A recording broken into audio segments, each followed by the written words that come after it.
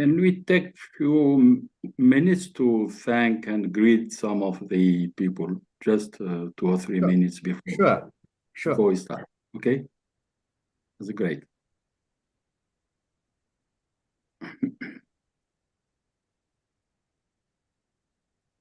Can we take... Sorry? Yeah. We are on live stream now. Okay. Yeah. Now we are ready to start. If Professor Abdelkader wants to speak, you can. But then I hand over the session to FATEN to chair and start, please. Thank you very much. Okay. So, go ahead. yeah, please, Prof. Djeflat. No, it's please you first. Okay.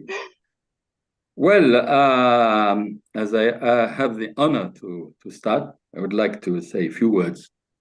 Just how delighted I am today with you, and honored as well to figure in this series of conversations, Chris. And really, to be brief, I would like to thank GlobalX as our association, and of course, his founding father, Professor LUNDVALL, with us. If it wasn't for his action, I don't think we would be here today. And Rajesh, for all the work you've done, magnificent work you've been doing for all these months, congratulations and thank you. And of course, I would like to thank all members of the panel,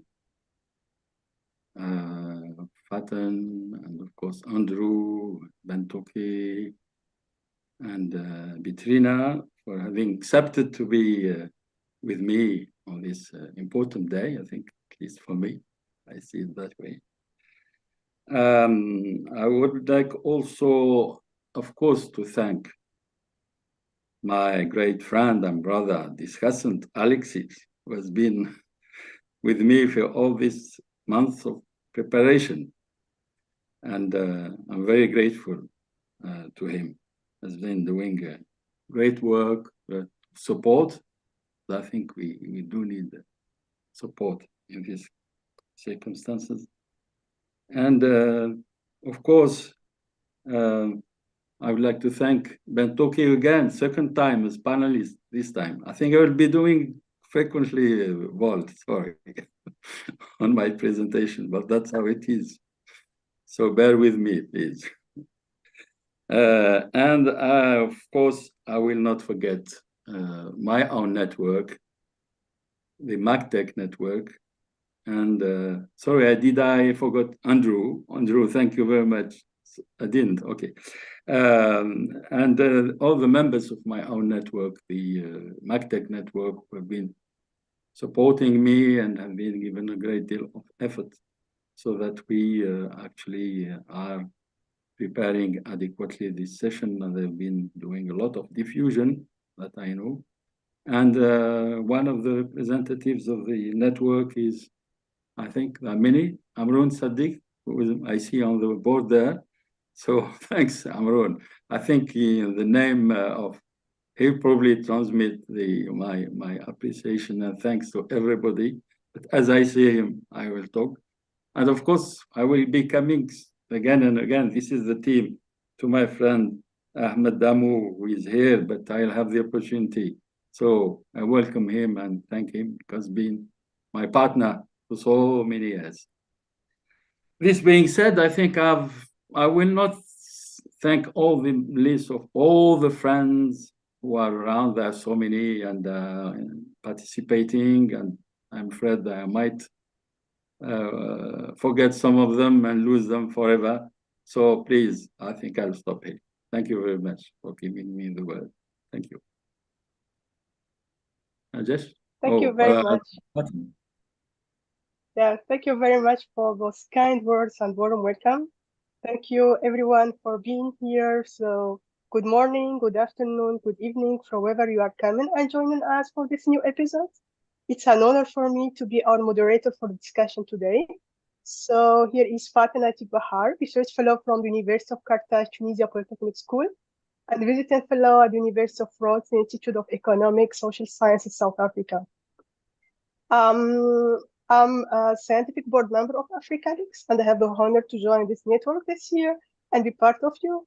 And also, I'm serving in other sustainability science community active in international levels, such as Future Earth Governing Council, Future Earth Water Energy Food Nexus Global Research Network, and the World Meteorological Organization WMO Research Board, together with the Young Earth System scientists in the capacity of executive committee member. So, Consortium for Research and Innovation Study is a voluntary online activity starting 2021 by a group of early career researchers, alumni of GlobalX, in the aim of building capacities. We started the lecture of series in innovation systems, and that was a commemorating the birth of centenary year of Christopher Freeman, and we continued beyond that due to popular demand coming from the community. We ran several series for benefit of early career innovation research, especially those coming from the global south, where building capacities is very important and the opportunities are very limited there. In conversation series, we started with the objective of recording intellectual biographies of important innovation scholars as a learning material for students and also for a super purpose. The first event of this series featured by Professor Richard Nelson, interviewed by Professor Francisco Melberba in December 13, 2021. And today we are having 15th event in the series with Professor Abdelkader Djeflat, interviewed by Professor Alexis. And the panel will have Professor BENGT, Dr. BITRINA, and Dr. Andrew Data for the second hour in the panel. All the recording will be available and free for access, so you can have access to them later on the platform. We work on voluntary basis with zero funding, so would like to thank the University of Malaya North-South Research Center for the support, and especially Professor Anga Thifar Baskaran for the kind support and for offering access to the platform. This event is 2 hours long, organized in 2 halves. So we have 1 hour for conversation, followed by 5 minutes break. And after the 5-minute break, we will have the panel discussion. Also, we will have the Q&A session where we can take your questions and comments. So please, you can use the chat box to add your comments, your question, and then we will allow you to ask your question briefly. So and now before handing over to Alexis for the first part of our meeting today, I would like to say a few words about the moderator of the first session. Alexis Habiyaremye is an associate professor at the School of Economics of the University of Johannesburg and a senior researcher at the South Africa Research Chair in Industrial Development at the same university. He holds a PhD in Economics and Policy Studies of Technical Change from the University of Maastricht. His interest is STI policy and its nexus in growth development. He also conducted research and published extensively research on various aspects as on structural transformation, natural resource dependence, technological learning, the use of innovation, export diversification, green industrialization, and many others. So about his relationship with Professor Djeflat,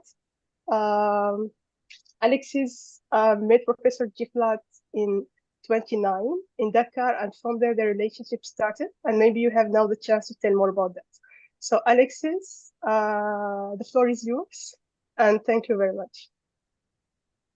Okay, thank you very much indeed, Faten, for the kind words. It's definitely a big privilege to take up this role of interviewing my good friend and big brother, Professor Djeflat, who is an eminent scholar, as you all are aware.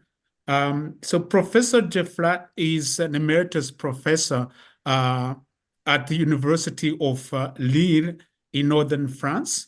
He has an impressive career spanning more than 45 years, including definitely a big scholarship in innovation study and knowledge economy, but also a long consultancy career. And we will have the opportunity to get more details of that career. But he has many, many more qualities. So he has human qualities, many of which are known to you. Some of them are unknown because he is an incredibly modest person, despite his big achievement.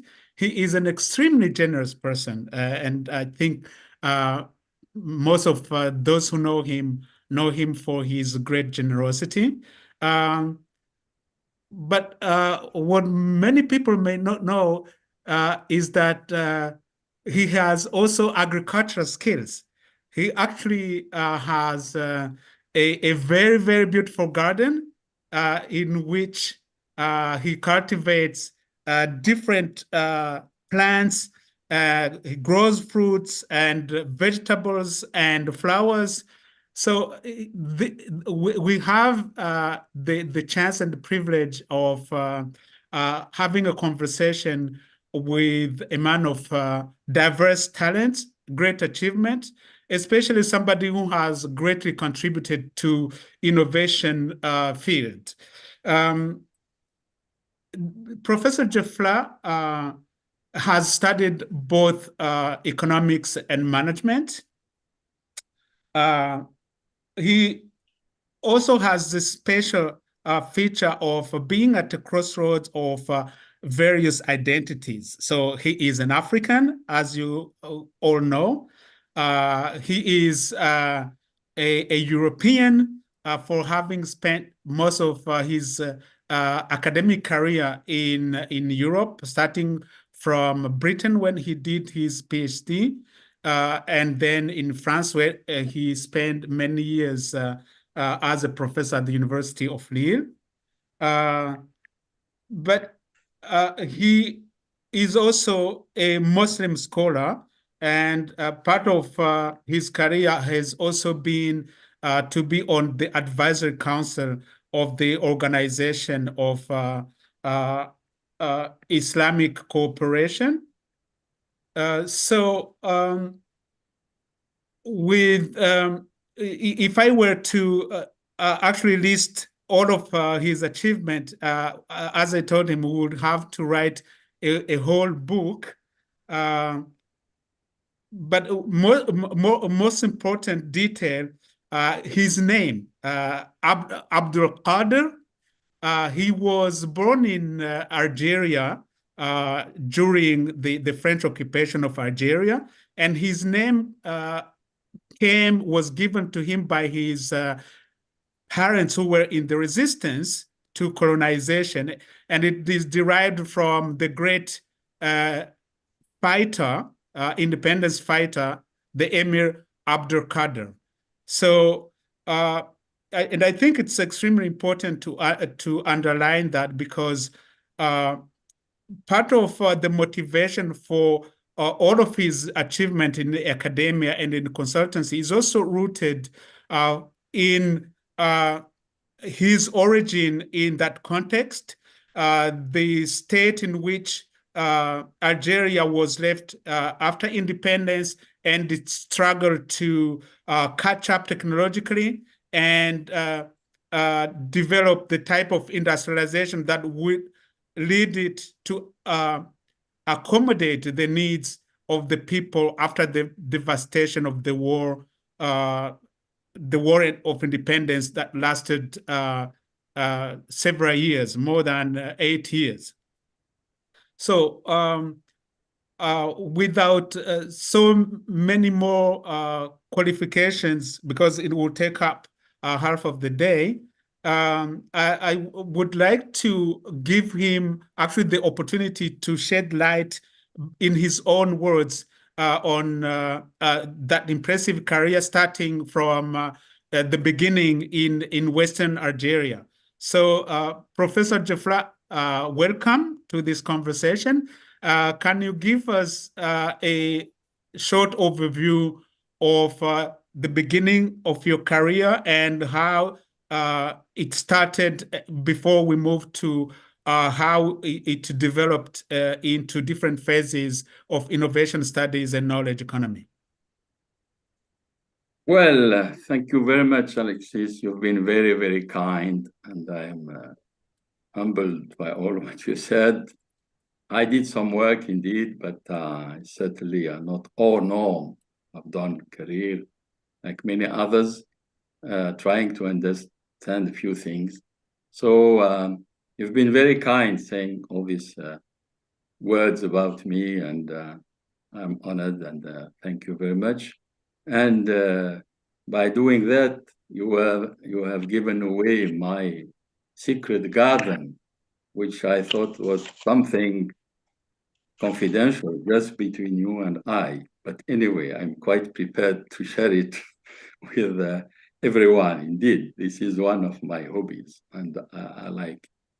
So back to our conversation. As you said, I was born under colonial regime. That was in the first half of last century, to be brief. And I grew in the west of Algeria, in Mohammedia, and then went to Wedri for reasons you mentioned, because my father had to fly away to hide, find a place, because he was the risk of being arrested and killed. This is how we ended up there. And that, of course, has marked me as a child. I was 7 or 8 then. And of course, with developed in me that need to not to accept domination and go for freedom and independence, of course. And him has the idea of independent development. And of course, from there on, I moved to higher education, and I went to the University of Oran, which was the second largest university in Algeria at that time, while working part-time, not simply to feed, to cover my expenses, but also to feed all the family, because both parents were employed. And that gave me a sense of responsibility and, of course, the need to fight poverty for the rest of my life, I think, which I've done it in the different forms and shapes. But that becomes, as I said, present there.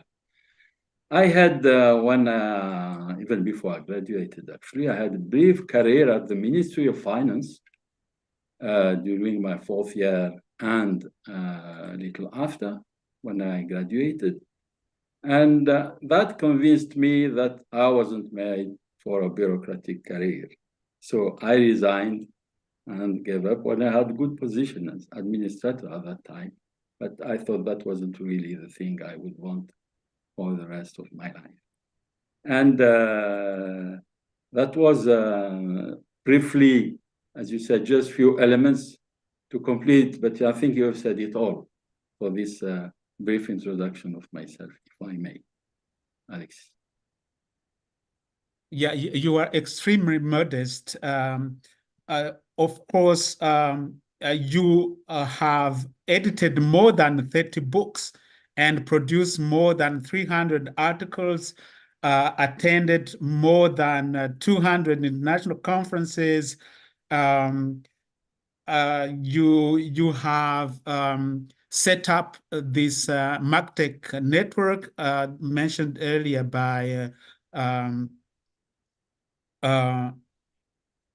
the first speaker. So I think, to be honest, if we were to list all of your achievement, it will take up a whole book. You have been, as I said, a member of the Advisory Council of the Organization of Islamic Cooperation, but you also are a member of the NEPAD think tank, which has been opened very recently. So can you actually give us an idea of how you ended up in innovation studies after your studies at the university in Algeria? Thanks, Alexis. I think it's a long process. I probably will not have time to go through it in details. But when I think back about my trajectory, I could summarize it in one single thing. It really rested on 3 pillars, if we exclude my teaching, which is my core competence. What are these pillars? One is the grip of reality. So it is one of my characteristics. I always start questioning, starting from reality, not from books, but from reality, what's going on around me. So that was a grip of reality. The second pillar was, of course, meeting people. And I think that is very, very important. I'm going to talk about it quite at length. And the third one is my consultancy work. As you mentioned it, I had this opportunity to do that for many, many years.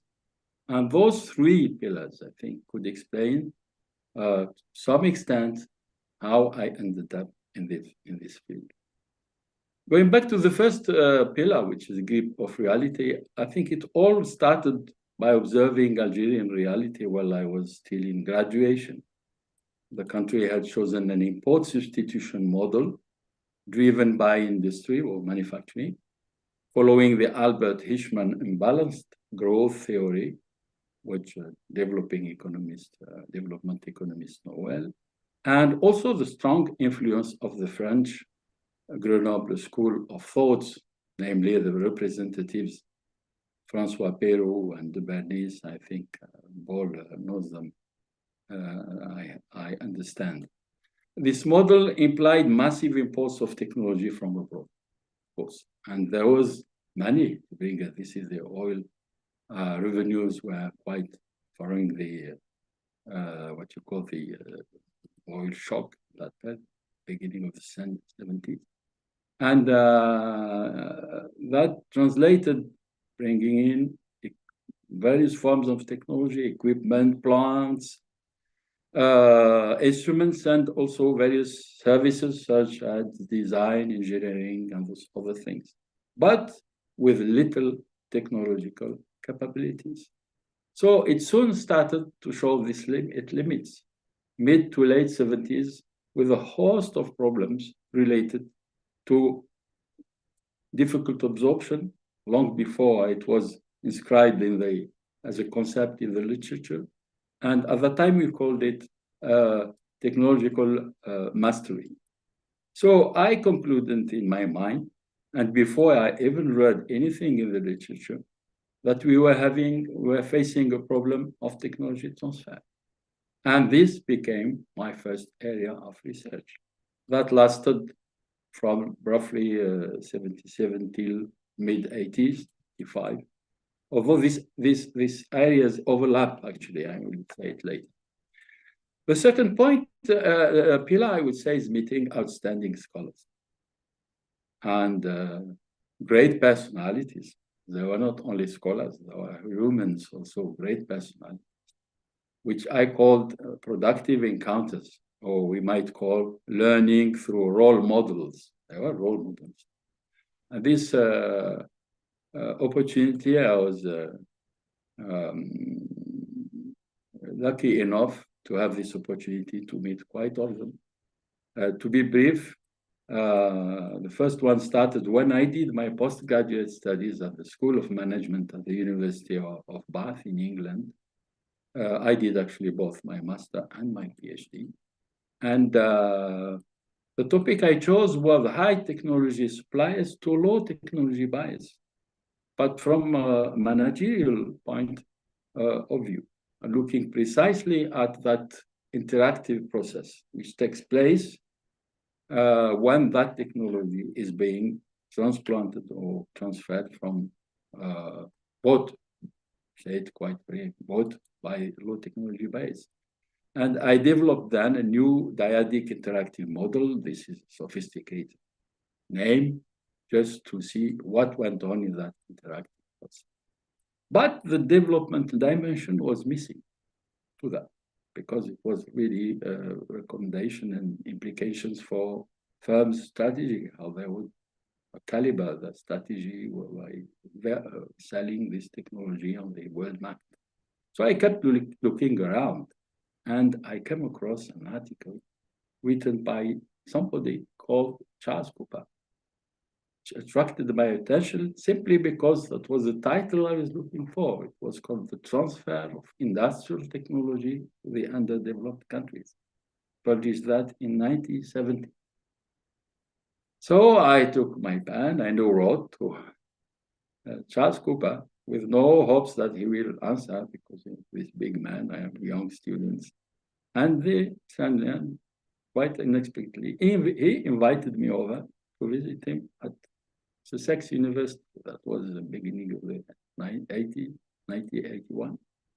And he was then director of the Institute of Development Studies, IDS. So I met him, and I was impressed, by the way, by his personality. First, he was humble and kind, and I was also impressed by the way he analyzed the links between economics and technology transfer issues. And though he wasn't an economist, I think he was a historian, but he did it beautifully well. And that inspired me. I think this was the first productive encounter, and that marked me for life.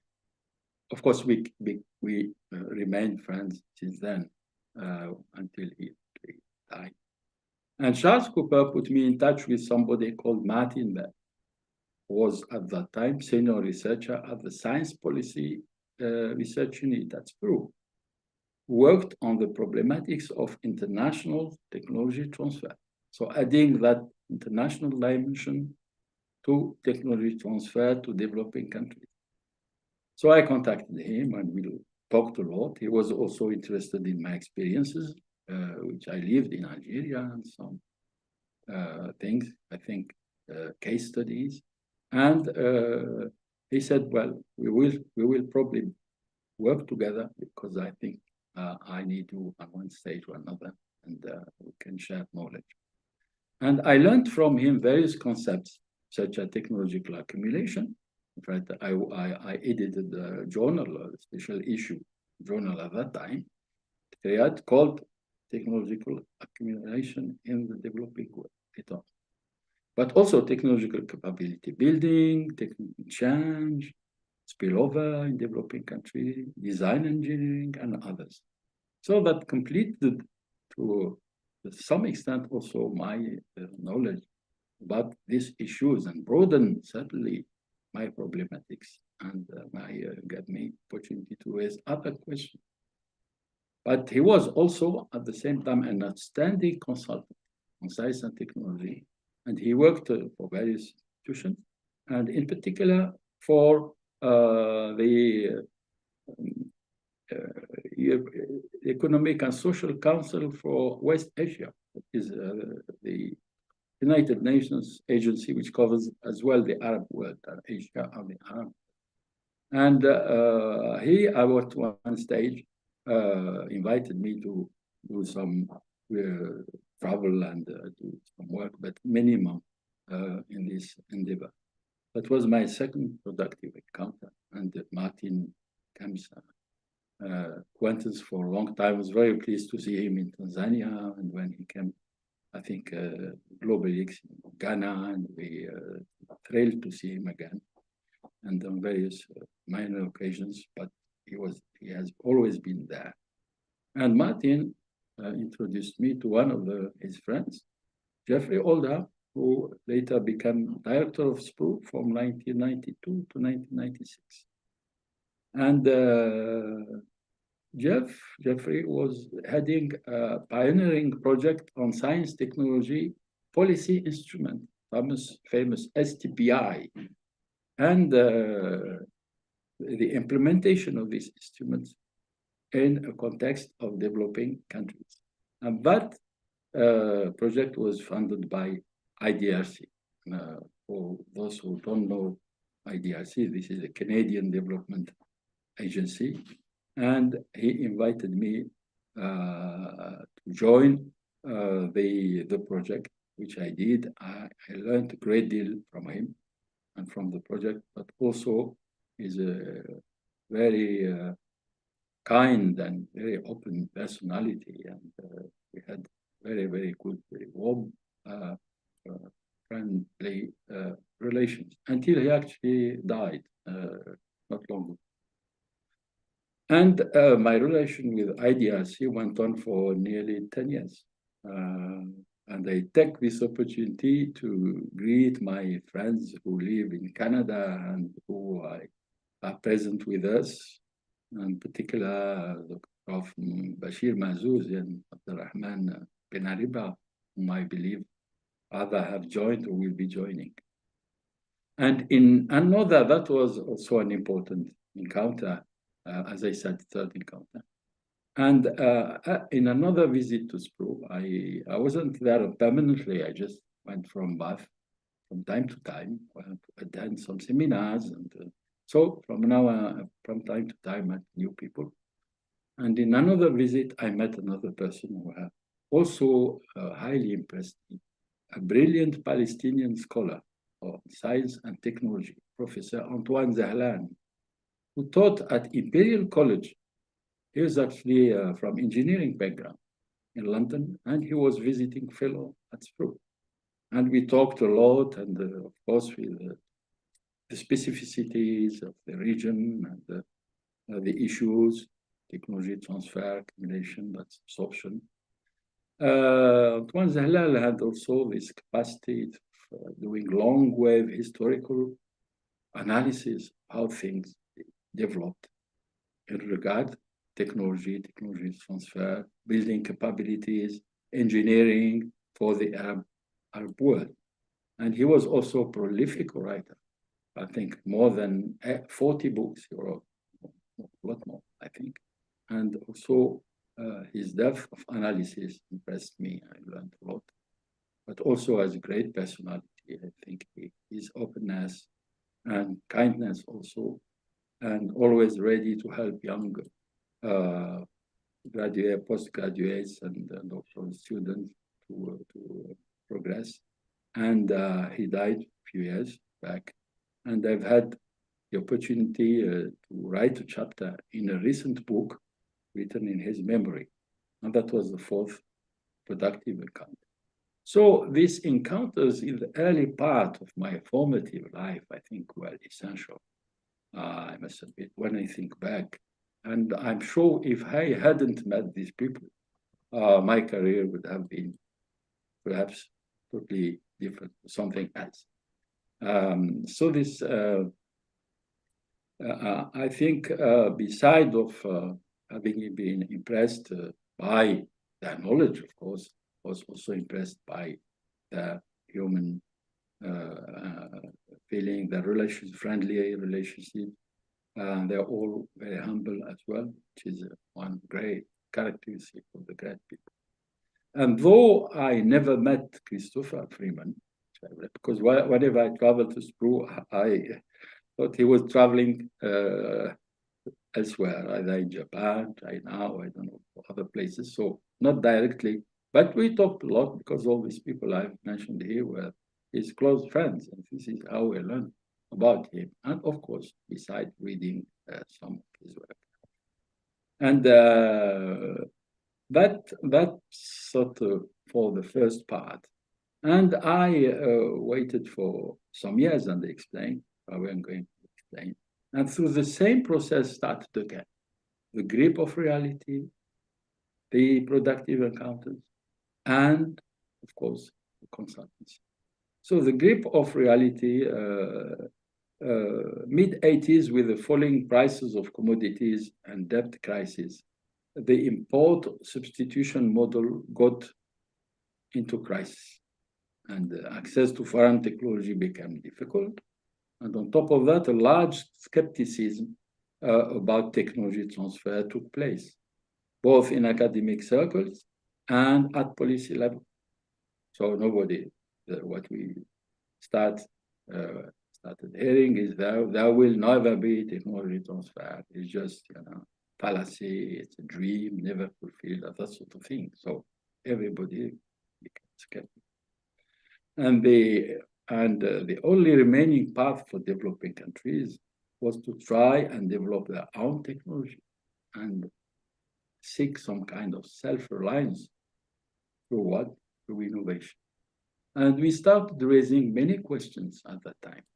Would that be incremental? Will it be technology, radical technology? Shall we do it by imitating? Some even went saying we should steal it because Japan's experience was that. Would that be advanced or intermediate? And of course, the concept of small is beautiful was there. And this is how I started my second field, which is being examining the concept of innovation. And to accompany that, I resorted first to international cooperation. I was at the Faculty of Economics in Oran. I had my small group of research, and we established links with the University of Lyon 2 in France. And in particular, the Centre d'économie des changements techniques, ECT. I got to know several interesting scholars. I can't list them all. And in fact, out of that cooperation, we produced a book, actually, much later. But during that period, I noticed there was a young student doing his DEA, Diplôme d'études approfondies, who seemed to have very interesting ideas and original ideas about technical change. And we talked a lot. And his name was Dominique Fauré, who, as you know, became leading scholar in the field of STI since then. And we've had lasting and friendly relations, and even come to visit me in Lille and give a seminar. And in 2002, through a common acquaintance, I was invited to a seminar at Aalborg University by somebody. I read in the literature about his name, but I never hoped that I would meet him one day. But okay, LUNDVALL. And it happened to be that seminar to be the founding seminar of GlobalX network. The network, we call it the network of the networks. That was an important meeting to me as far as that second era, because that convinced me to use innovation as core component of my research, with a systemic vision that helped me also to, of course, to grasp better the concept of national system innovation. Although I had heard about it before and people discussed it, but that was really being right in the frontier of knowledge. And also evolutionary thinking, which of course I had it at my disposal, and because the representatives of that evolutionary thinking were there, and this privilege to build them in person.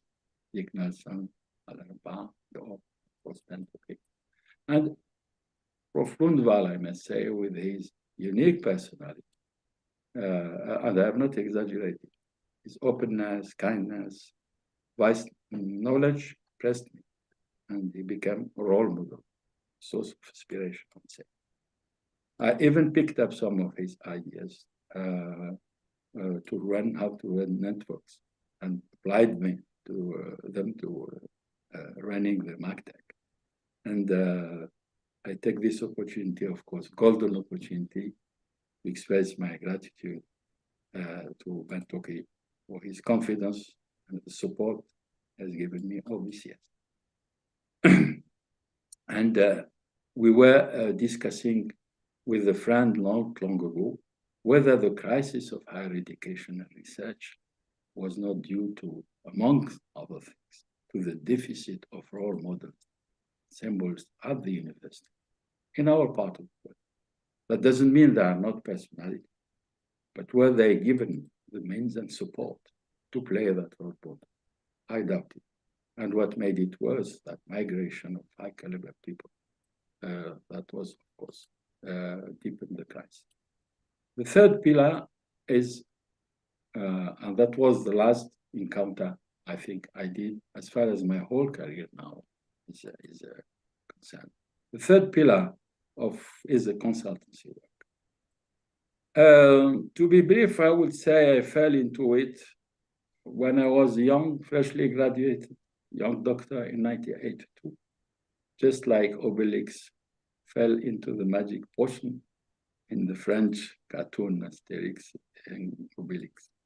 My first assignment came from the International Labour Office, the ILO, that few weeks after graduation, looking at the impact of rural electrification on employment and income generating activities in Algeria, and which I completed successfully, completed that assignment. In fact, in the literature, you will find that publication with my name, with the same title in the ILO series.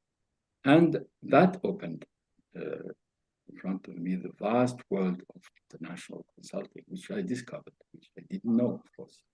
And since then, I think my consultancy work never stopped.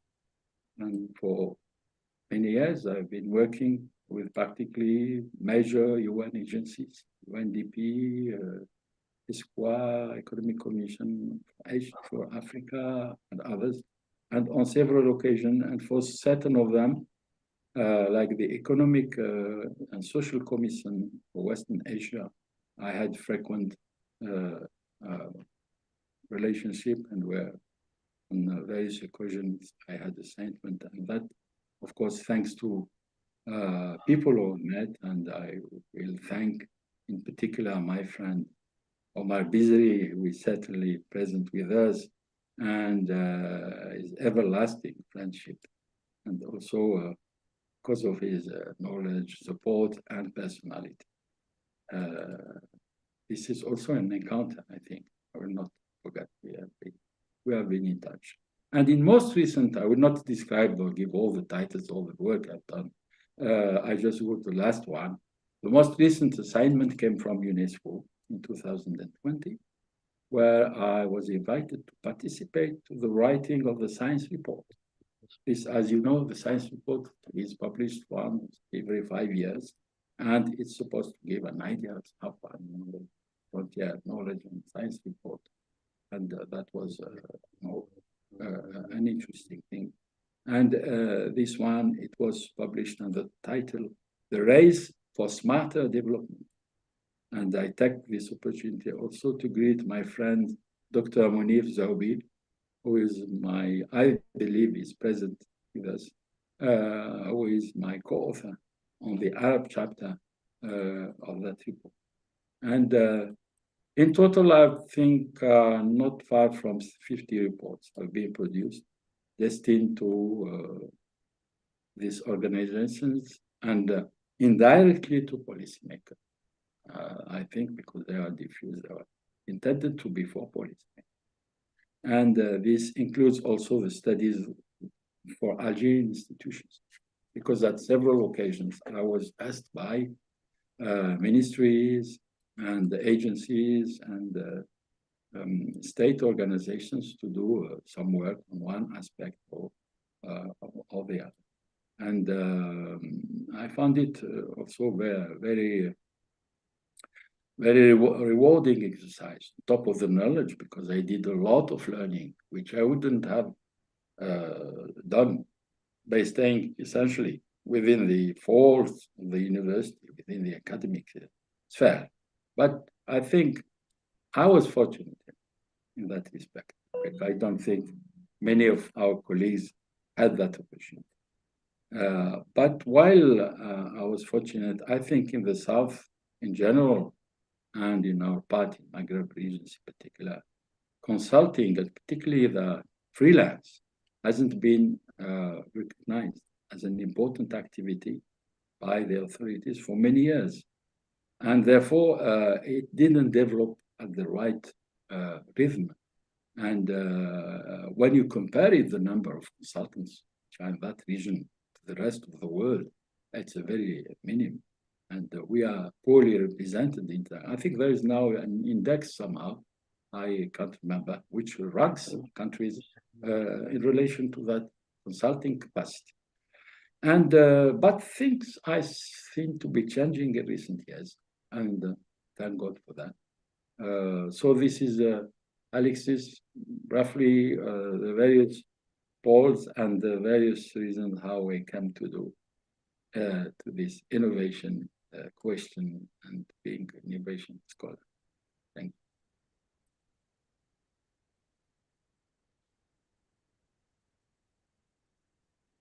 you. Unmute, Alexis. Unmute. You are muted.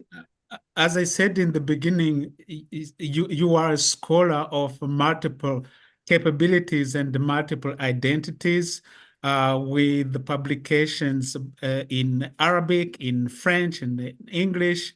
And as it seems, at a certain point, you entered a stage in which you laid your focus on knowledge economy. Can you briefly explain to us how it came and how it contributed to deepening your other capabilities and your other studies? Yes, thanks, Alexis. Well, as I said, I've described more or less the first phase and the second phase. I think the knowledge economy, I would perhaps call it the third phase. Although, as I said, they overlap each other. I haven't sort just closed the door and went on doing something else. I still keep on thinking of the other stages and think there's some synergy between all these areas and complementarities, that's for sure. It all started around 2000, I think, along practically the same rationale, that is a grip of reality, productive encounters, and consultancy work. And I need to be brief because we have still quite a lot of things to say. I think mid-90s, everyone realized that the world, and OECD in particular, realized that the world is entered a new era of globalization. And in addition, the ICT revolution comes rushed in, as somebody would call it. And that was going to make things different in the way knowledge will be produced, diffused, used. And that was, of course, going to have implication on economics, how to grow, and also on society, how to live. But closer to us, Europe realized that it was losing grounds on various aspects in terms of competitiveness in areas such as manufacturing, knowledge production. Remember the first Shanghai ranking, which shows that European universities, at least French universities, were not really well ranked and were losing grounds, but also on innovation. And all that in the face of an aggressive, I would say, Asian world. So Europe decided to operate a shift to a knowledge-intensive economy, adopting two landmarks, the Bologna process, 1999, which produced the LMD. We know it very well in our part of the world, or the BMD in English, that is bachelor, master, and doctorate, or licence, master, doctorat. And the Lisbon Declaration, by which Europe decided to become the first knowledge economy in the world by 2010. And meanwhile, the World Bank Institute had gone even further, because started, I think, mid-90s, producing an index, which is the Knowledge Economy Index, which ranked nearly 130 countries now, but they were much less at that time. And the scores showed that our region was really behind, lagging behind on the last ones, in fact. While Scandinavian countries were at the top, and they remained at the top for many, many years. And this is how I thought, well, that started by attracting my attention that something must be done to correct those the unfavorable scores. But deeper than that, several countries in our region, including Algeria, of course, rely on natural resources for their growth and development. And up to now, I would say. And with higher risks of depletion and depreciation of these natural resources, particularly now we are talking about the post-energy transition, post-carbon era, and that sort of thing. And the only resources that seem to be not running or that has little risk was knowledge. It can be renewed at lower cost. It can constitute another important production capital. And of course, I did a lot of reading. And looking at the world, there are some success stories of certain countries which come out of natural-based economies to knowledge-based economies, particularly Scandinavian countries, showing that it can be done if, of course, this knowledge economy is integrated, absorbed, and implemented. We can use abroad and Finland, for instance, to see to but one. So there was sufficient argument to convince me that I should be going into that direction. And I think from there on, I adopted, the knowledge economy paradigm. Now, the second pillar, the productive encounter, was my meeting with Carl Dahlman and his team from Georgetown University. He was from Georgetown University, but the others were not. And he was consultant, at the same time consultant to the World Bank Institute, namely these people who were with him were Jean-Louis Cobert. He apologized for not being with us, actually invited him, and Jean-Louis refused in 2001. And Carl had already published several interesting work on the issue, particularly looking at Latin America, and specifically at China, where he actually developed this model with the 4 pillars model, which is well known, at least in the South, and initiated a group of reflection on the topic. And they invited me to join that team and to work specifically for the MENA region, Middle East and North Africa. And that group was based in Paris. And the consulting third pillar was a consultancy. And as a member of the team, I did intensive consultancy, I think, from there on, for nearly for quite a few years, nearly a decade. And this gave me the opportunity to meet policymakers or their representatives. So through the MENA, first in North Africa, Tunisia, Morocco, Algeria, but also Jordan, Saudi Arabia, Egypt, Oman. And I think, to be very brief, my most important assignment was for the National Council, National Economic and Social Council, CNES, in Algeria, where I really accompanied that action over a period of 6 years, from 2003 2009, where we actually produced a bilan, diagnosis of situation, with the aim of how to accelerate Algeria's integration in knowledge economy. And I was given the task to write the report, which was destined to government, which I did. It is now published. And the implication of my research, there were numerous, I think. I think I got a deeper understanding of knowledge following the work of Stiglitz, Arrow, Dominique Faure, LUNDVALL, putting it in much broader perspective, and particularly that idea of obsolescence of knowledge and renewal of knowledge is very important.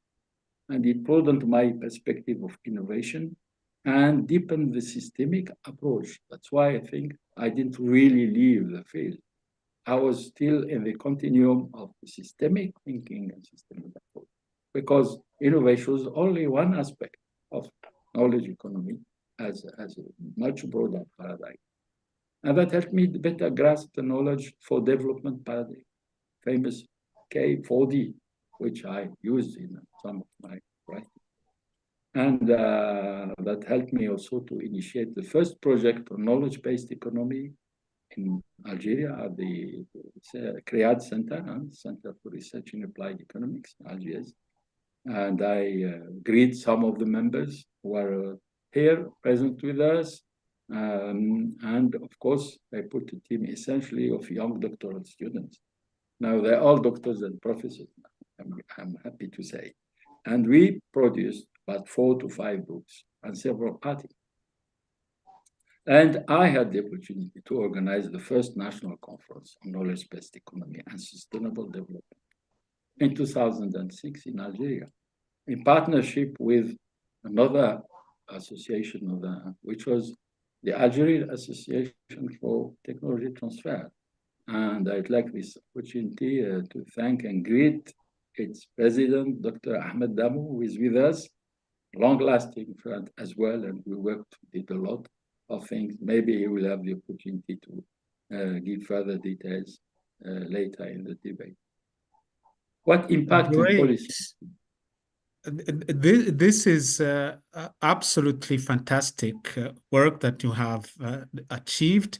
But one of the other strengths of your career is in the setting up of research networks in collaboration. Can you briefly tell us about how you came to viewing the strength of research networks as crucial to the development of the field, and how it enhanced also your own contribution to the innovation study fields? Okay, thanks, Alexis. I just wanted small point which struck my mind, that while doing that work on knowledge-based economy, and this is maybe an issue to be deepened, it seems to me that the region bought in at policy-making level a lot more on the concept of knowledge-based economy than the concept of national innovation systems. Thus, I must admit, is it because I'm talking of the Arab region and the MENA region? Is it because of some cultural and social reasons? They say in some writings, but I think that's something which is I would add, and also that many countries have now this kind of strategy for knowledge economy at various levels of depth, and the Algeria went as far creating a ministry of knowledge economy and startups and small scale enterprises. Now, back to your question, Alexis, you were asking me about the about networks, research networks and collaboration. Well, I think I would say this is one of my areas of strength, to be frank, because ever since I was young, I always worked collectively with a group. I can't figure out at one moment, even when I was a graduate student, that I was on my own.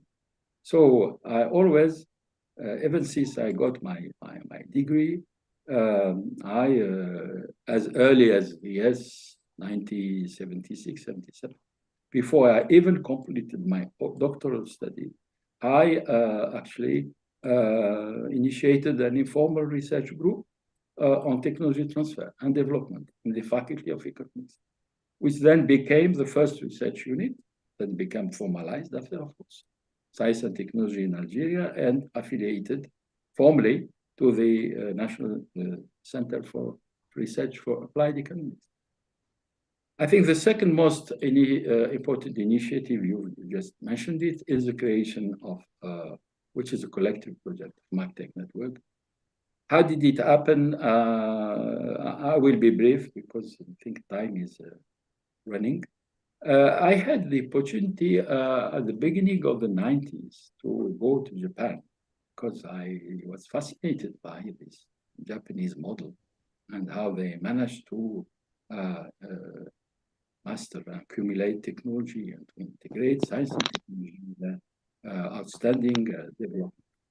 And I stayed there for about 6 to 7 months at the Institute of Developing Economies as an invited researcher. I got a grant from Japan.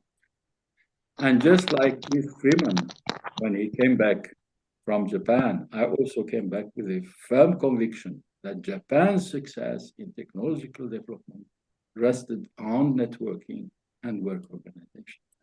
And 2 years later, in 1994, that is 8 years before Global X was born, I created, with some support of some and collaboration of a group of friends from the Maghreb region, whom I take the opportunity to thank here publicly, we created the MAGTEC network, the Maghreb Technology Network, with the main problematic how to better integrate science and technology into the development of Maghreb countries.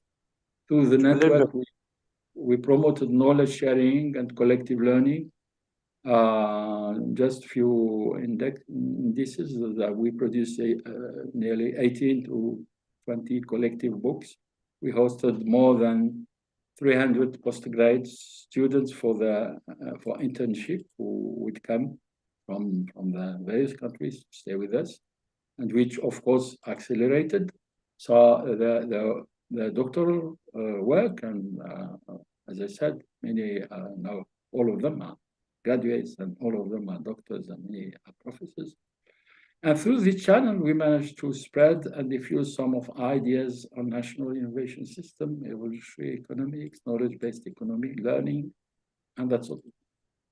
And I think the other aspect, I would say very briefly about the collective work, is my application in the Global X and Africa X. Global X, I was invited, thanks to Penel also, as member of the scientific board. And also I was one of the vice presidents, and we are talking about how to make the network evolve, how to develop it, and I think part of that. And now as a member of the Constitution Committee.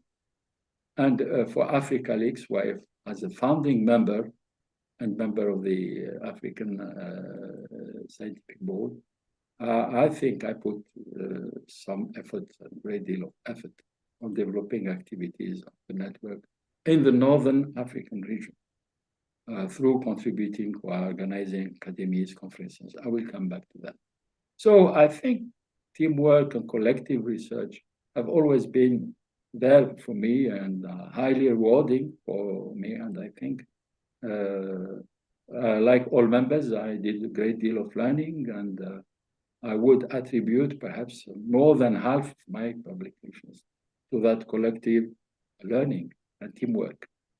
This is, of course, on top of the deep personal satisfaction. And there were spillovers to policymakers area. Some of our members then became or took high positions in governments in the various Maghreb countries. Some of them even became ministers. And that was a very good channel as well. If you ask me how to go from research to policy making through spillovers, and we kept friendly relations. Not all of them. Some didn't want to hear about us as soon as they were in office, but that's their problem. Okay, that's about it. That's all. To be brief, Alex. Okay, thank you very much indeed. In the interest of time, of course, we won't be able to cover all of the aspects related to your career in the first half, but I think we will have the opportunity to get back to some of the other considerations in the discussion time in the second half of this event. But can you just in a few words explain to us how your life in the diaspora has contributed to your capacity building in the interest of North-South knowledge sharing, as you have briefly mentioned also before? What is the role of your life in diaspora in the knowledge sharing? Well, Thank you, Alexis. I think, as you said, I have always also lived as a diaspora, but not all my life, mind you, because half of my life I wasn't. My career, I wasn't diaspora, but I became diaspora. Various circumstances. I will not have time to explain them here. And I think from that position, I had a pretty good idea of what diaspora could play, what role they can play. And I came with the conclusion, I'm not the only one, that diasporas can members. I don't like very much the word, but at least these competences who live abroad can play a fundamental role in impulsing and accelerating development in general, and particularly scientific and technological development in their home country, to the considerable amount of knowledge and skills of advanced science and technology they hold, and also the various positions they have. They are heads of laboratories, they are eminent professors, they are researchers, they are all sorts of positions, and they can use that as a basis for impulsing development in their own countries. As I said, I was perhaps, I am perhaps not atypical in atypical situation because of that being on having a split career on 2 different countries, because that has made it a lot easier for me to maintain relations and build bridges and do a lot of knowledge sharing with the home country and build STI research capabilities. Basically, as we have to be brief, I'll go to 1 or 2 aspects. One, individual actions on bilateral arrangement between myself and the various universities. That includes the usual thing, like teaching, taking back to seminars, supervising PhDs, doctoral studies, participating to research projects. I even conducted 2 or 3 in my life, and through collective action. And I'm privileged to say that I have this MACTEC network, which many members of diaspora may not have. And this has really made things easier. I think networking is now one of the best modes of action, particularly through this digital revolution, which makes it accessible to platforms. And that's sort of things we probably will come back to that, the debate. But there are also non-academic actions. And I think through consultancy, back again to that aspect, which are at the request of institutions like ministries, industry, planning, environment, and development agencies that made it possible to actually get involved and share knowledge. And also through participating and initiating think tanks. I am currently in 3 to 4 think tanks, not only in Algeria, but in the south, the region, and one being hosted by the National Institute of Global Strategic Studies, INES. And I take the opportunity to greet some of the members who are with us, including Dr. Damu and the others. And I think this is the best way to inform policymakers. I also take the opportunity to greet Professor Bashir Mazouz for initiating the CAP 2054, which is an outstanding think tank, and I wish him a lot of luck. But there are several limits I must talk about. One, it is a known factor that Africa and the Arab world are not tapping at the right level in the diaspora, so-called. They're underutilizing that huge knowledge and skill potential they have abroad, because of that diaspora has been keeping on, is still going on of highly qualified people, various parts of the world. Unlike Asian countries who benefited greatly from the diaspora, no doubt purpose growth. We mentioned South Korea, India, and the others. And many analysts attribute that to a relatively difficult and complicated relationship between diasporas and their home country. for a variety of reasons. There may be economic, institutional, and political reasons. And I personally published an article some years ago talking about my experience on the taboos of involving competencies abroad in their countries.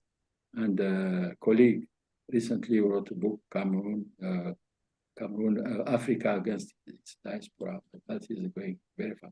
But there is area there to be examined. I think a lot of strong policy making and decisions have to be taken so that we can get things progress. And the obstacles are not only at the top, because government may show a lot of willingness, and they may produce tax and whatever have you, legislation, but there are resistance at the bottom as well, coming from academics themselves sometimes, for a variety of reasons. I would say resistance to change, rent-seeking, jealousies, whatever. So it's at both levels that action has to be taken. And we need definitely to break these taboos and restore confidence. So, as I said, we could use either collective action networks, and I mentioned the partnership I've had with the Algerian Association of Technology Transfer for more than 2 decades, more than 25 years. Thanking also Dr. Damu for his role. And that was a channel, but also individually through social capital, through friendship, through confidence building, and personal relations are all important to have the opportunity to contribute as diaspora. Great. So as we approach the end of this first part of the conversation, I just want you to give us concluding words regarding your perspective on the evolution of the innovation study field. How do you see it evolved, and what kind of advice would you be giving young scholars who are entering or pursuing this field of research? Well, I think, as you said, we have, for sake of time, we have left some aspects, some questions out, but it's well and good. I think this is also an important question. On the first part, in my own trajectory, I think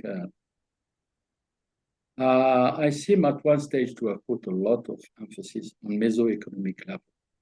And we will be talking about that, as some quite numerous publications are at that level, looking at what is happening at territorial, at local level.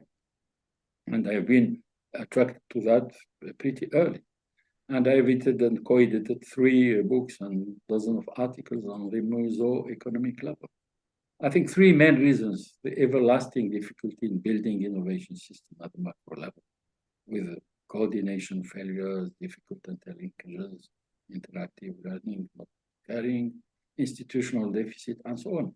So that brought us to a little bit down and look at what's happening. Is there hopes that we can do it at meso level, at territorial level?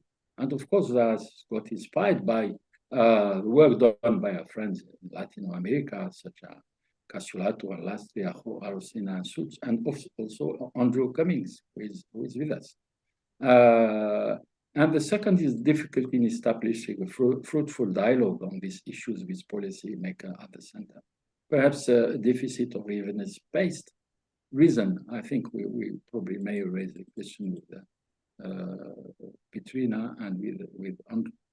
Third argument is, of course, on a more positive note, that is, promising, dynamic, and successful mesoeconomic systems seem to be taking place.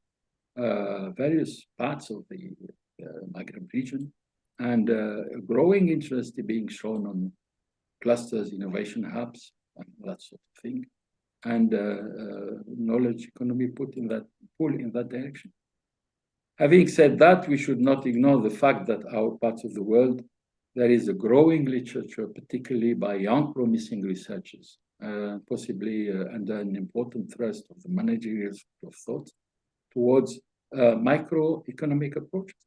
And most of the studies, the people we hosted in our network had always that microeconomic at enterprise level type of interest, and they would do their work. Because also maybe the evolving doctoral requirements want them to have concrete and right down to the field and analysis. And I think that micro is not only that, but we see in recent interest in corporate innovation systems, following inputs from Grandstand, from LUNDVALL also, which points to that direction that we may need to look at that level a bit more carefully. So I would say this is an advance. So I would say it is important to be on the meso, but also at the micro level, because I think there may be more accessible and amenable to research than things at the macro. But I mean, this is just thinking out loudly, I think all levels. And I don't think I will be prescriptive in saying you should use this or that level. There is no size to fit all. It depends on the problematics. And often I will leave it open.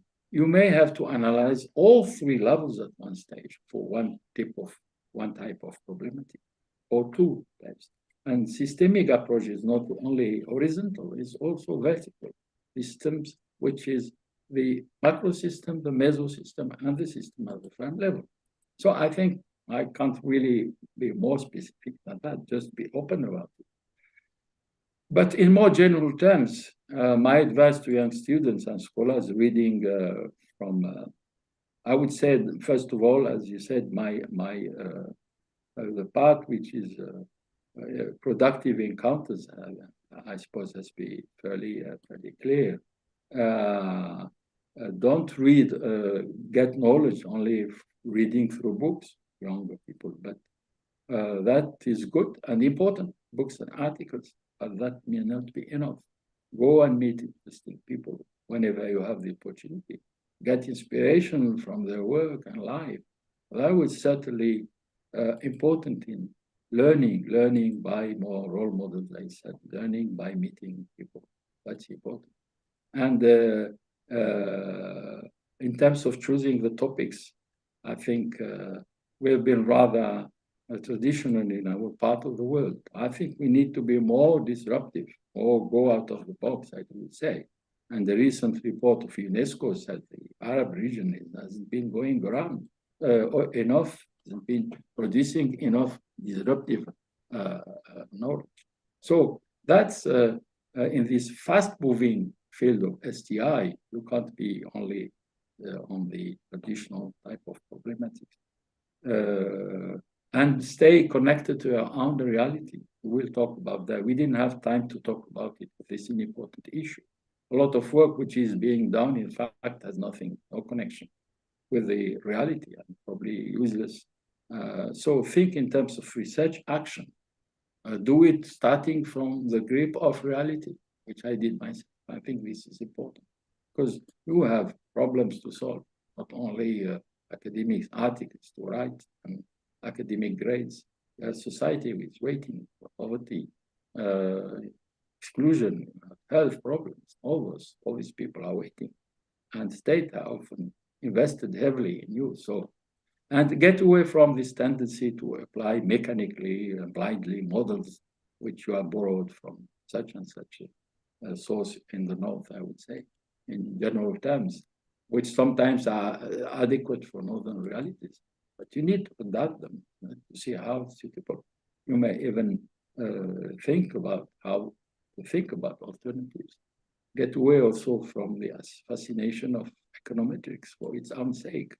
And this is not this argument is largely shared by globalists and sometimes with interpretations which have nothing to do with what we've been looking for.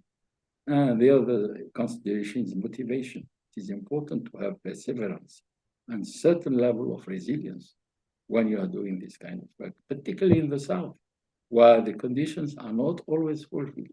There's access to documentation, mobility, whatever. So you have to have extra resilience. to face all this hardship. But go and do it. Don't be frightened and not, of course, abandon prematurely. And in all that, be humble and human, no matter what level you might reach. Most of the people I described had gigantic knowledge, but even more gigantic personalities, kindness, and human aspect. Thank you very much. This is my way, I would say. Okay, thank you very much indeed. And with these words, I think it's a very good spot to mark a pause before going to the next part of the conversation. I think it is also extremely important to highlight, before I hand over to the next chair, the considerable contribution in terms of takeoff capabilities and territorial innovation systems, work on which you have collaborated with Andrew. So I think you will come back to highlighting that aspect in the second half. And for now, I want to thank you very much indeed for all of the knowledge and wisdom that you have shared with us. Obviously, we will not be in a position to highlight all of your contributions, all of your talents, your multiple identities, multiple languages and cultures, and all the wealth of knowledge that you have contributed. But I hope that some of those aspects will come up again in the second part, but also in the conversation with the audience. And with this, I want to hand over to the next moderator, FATEN. But I think Rajesh has maybe a few words, a few housekeeping words as we enter a short pause before starting the next half of the conversation. Over to you, Rajesh. Thank you, Alexis. Thanks for your role. You've been very kind and very helpful. Thank you very much. I very much appreciate it. Thank you, Alex. Thanks, Alexis. That was a very absorbing talk and very interesting, and I'm sure we all enjoyed it. Now we have a very short break, after which FATEN will take over to conduct the panel discussion. So we can break for 5 minutes. So please come back after 5 minutes. Thank you. Thanks, Rajesh. Meanwhile, we have a few small announcements.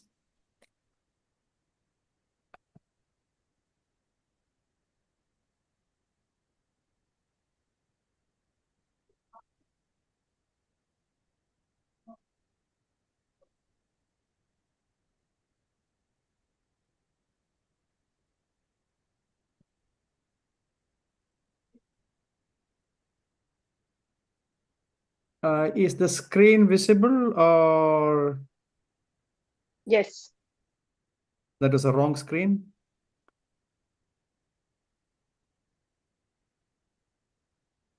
Can't see anything here. Yeah, it is coming up. It is Yeah, it coming just up. disappeared, yeah.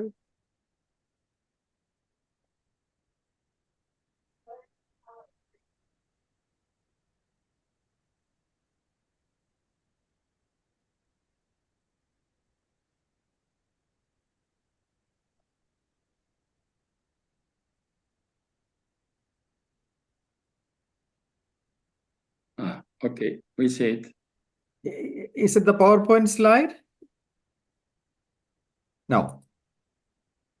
I'm sorry. Yes, and then disappeared.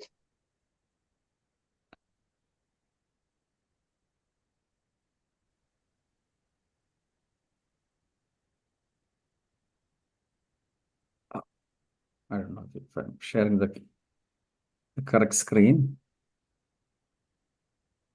Back.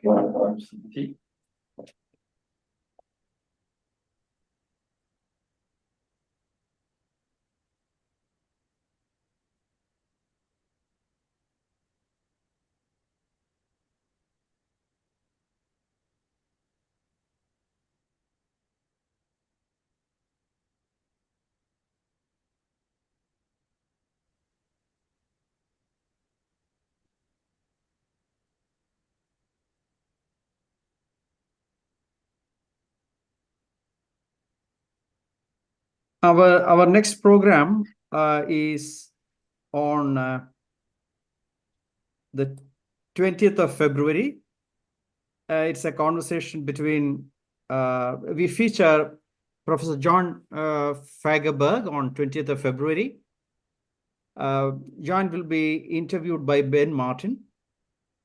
So that's announced. I'm sorry, I don't know whether I am sharing the correct screen. FATEN, are you seeing the PowerPoint slide or? No, just it's not in presentation mode yet. Yeah, exactly. But it is visible, right? Yes, it is visible. It is visible.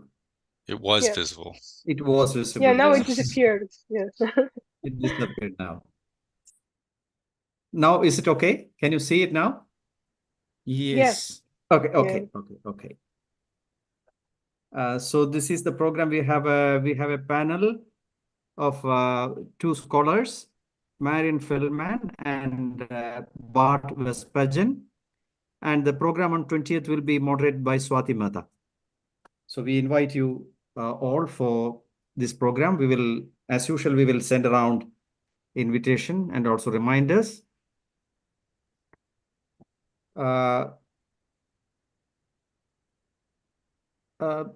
This program is sponsored by two organizations, University of Malaya North-South Research Center, Malaya, and Association for South-South Cooperation for Innovation System Transformation, UK, ASSIST.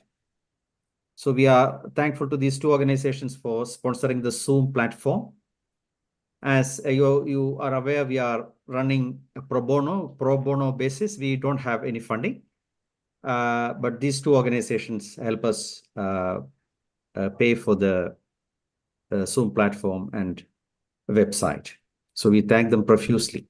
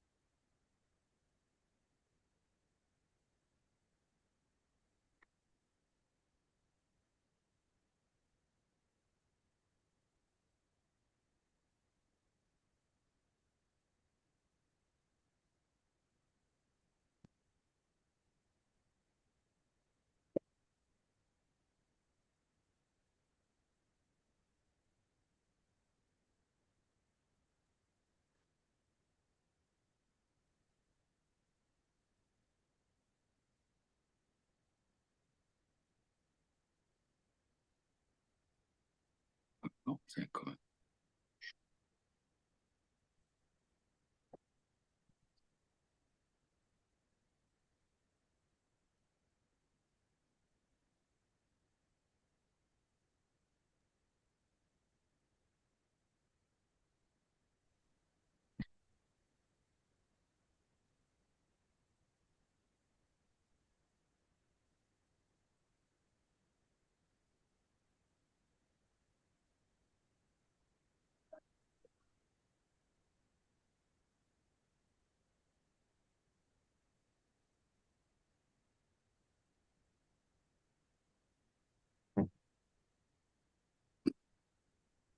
So, FATEN, is it time we reassembled?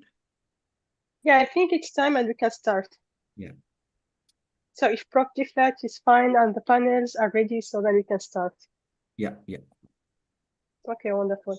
So yeah, first of all, thank you very much, Alexis and Prof. Djeflat, for the great talk and the very impressive experience you shared with us.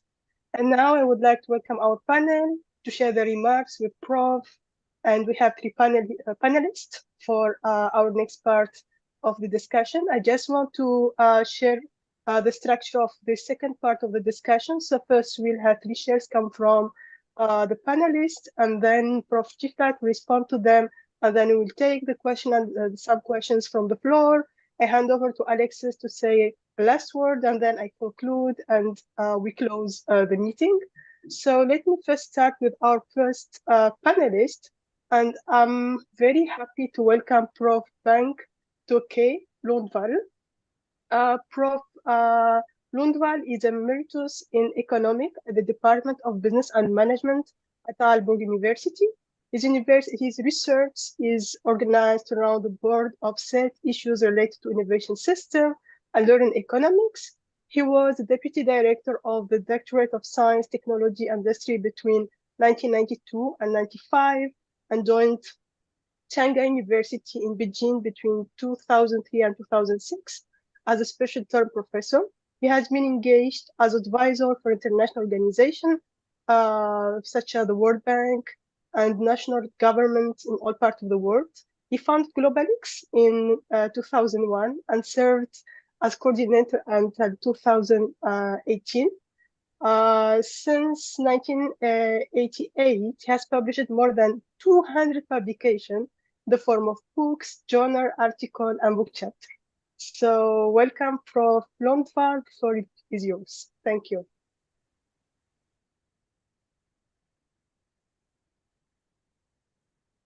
Thank you very much. And I want to congratulate Abdelkader for his great work, and also Alexis. I think your conversation was extremely illuminating. I knew a lot about Abdelkader's work, but I learned a lot more during this session. We don't always give time to talk about everything. I never heard about his garden, and other things as well were very important. I think your work is, of course, generally very important in terms of your scientific contributions in relation to science, technology, and development. But I think that your work in terms of building networks, and I realized during your conversation with Alexis that we have so much in common. I mean, for me as well, I think it's one of the most interesting things you can do is to work with other people, learn from other people, etc. And I think we have very much in common there. And I think your network, you established the Maghreb network on science technology already in '96, I realized, with participation from a number of countries. And I when I think about my own work, I sometimes think that my most important work was to build GlobalX and similar networks. I mean, writing stuff, many people do that, but trying to get people together, learn together, is what I think you change things in a bigger scale. So, and you have been a fantastic colleague. I mean, it was a scoop to get you to come to the founding meeting in Aalborg. You have really been a great resource for GlobalX and AfricaLX. When I started to put a question to you, I was thinking in terms that in most African countries, I had the impression that science policy was more developed than technology policy or industrial policy. But now I realize that you, from the very beginning, had this broader perspective with focus on linking management insights, technology, and industrial development to science and technology.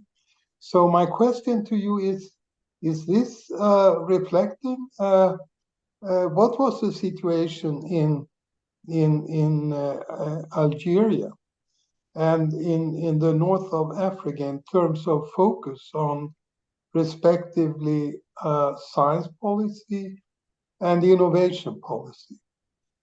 Has there been a development with more focus on innovation policy, or do you think it has been a strong focus all the time on innovation and technology policy in Algeria? Great, thanks very much, Pentoke. Thank you very much for your kind words, and I think there are many things we share common, and we've had the opportunity to discuss various occasions, and perhaps not sufficiently to give you all my secrets, and certainly not my secret garden, but I think you know a little more about it now. I possibly that, as you said, the thing which strengthen our ties is this common belief in sharing and in building networks and learning with the others. That's probably one aspect which is now made explicit thanks to you. And I definitely think that a lot of things we did for Global Leagues and resembles a lot for what we have done in MacTech and vice versa. To be brief, my interest, as you said, didn't start with science policy, because not that I had chosen it, but as I described it, it was simply observing reality, which shows that there were urgent things to care about, and these were what was happening in the industrial sphere. Possibly that the university wasn't perhaps something which questioned me as much as industry, because I thought there was really concrete problems which we could live through. And in that respect, I really went into looking at the industry and technology first. And as I said, perhaps meeting all these people as well has strengthened that aspect of my interest. But the fact that I live also, this is one talking about reality, that I live in an area where there was a lot of industrial investment going on. Let's forget this was the time when the oil industry was being built, constructed, and reinforced by numerous investments coming from all over the advanced world. So I saw that concretely, and I saw those things, and that the fact that I was surrounded by all these plants, and which sometimes worked, some didn't work, stopped, had some problems. What was also triggered my interest in that. But as I said, the science policy was there, but I didn't have time, I think, to look at it to start with. It was because thanks to a UNESCO report, as I said earlier, which gave me the opportunity to look at the education system. And that was much later, I think, when I was commissioned by UNESCO to study this. And I discovered that, in fact, the very fact that the industry had those problems is because also it was living in parallel and not in connection, in relation with this science world, and the science policy had nothing to do with the industrial, technological policy at that time. So that was really what the things, how it was. I examined the petrochemical sector at that time, and I think I had some questions and some interesting aspect to look at. But I think when you think in terms of the whole thing, holistic view, through my reading and my understanding, science policy and science institutions should be part of that much broader innovation policy, the innovation system. This is how it should be, and I will not have time to go in depth and mention literature. But what we saw is that subsystem, first supposed, and science policy wasn't perceiving itself as part of much broader system which would produce technology, innovate, and answer the needs of industry. No, we developed as its own system with own logic because of our historical circumstances, which one can quite understand. To start with, the education, or the higher education in particular, has to respond to two major needs. One is, I would say, self-consumption, because it had to, first of all, train the lecturers and personnel to, of course, staff and the university, because there's a lot of demand because of the demographic, growth. There's many students coming, but not many. And to Algerianize, this is a political objectives, and lessen the international reliance on international cooperation, international what we call the grip of international cooperation. And they have not, and particularly at that time, it was French cooperation, which was very, very, very important. When I was in charge of the Institute of Economics back in 77, because I was given a responsibility very early in my life. That's an aspect I haven't talked about. Then up to 85% of my personnel were foreign lecturers, and most of them were from France. So hardly any place for the locals. And that was at one stage, it raises political issues. And they said, okay, we have to one stage to stop that and make substitution. And there was also this issue of language, because through the independence paradigm, language was part of that independence paradigm. And they had to bring in, of course, Arabization at one stage. So those very few years, and research was really, and innovation were really remote concerns, I would say. It's really to deal with urgent matters. And the third aspect is producing for the needs of the local, for the economic system, producing, personnel qualified for local industry and for the administration, both at the central and at the local level. And that, of course, meant that we, even if you got interested in science policy or research, there was hardly anything to look at to start with.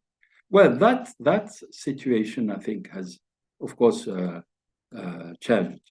In other words, now, as we went along, there was a lot of institutional improvement of situation, new rules, regulations, a lot more awareness of that science and technology are important element in the development of the country.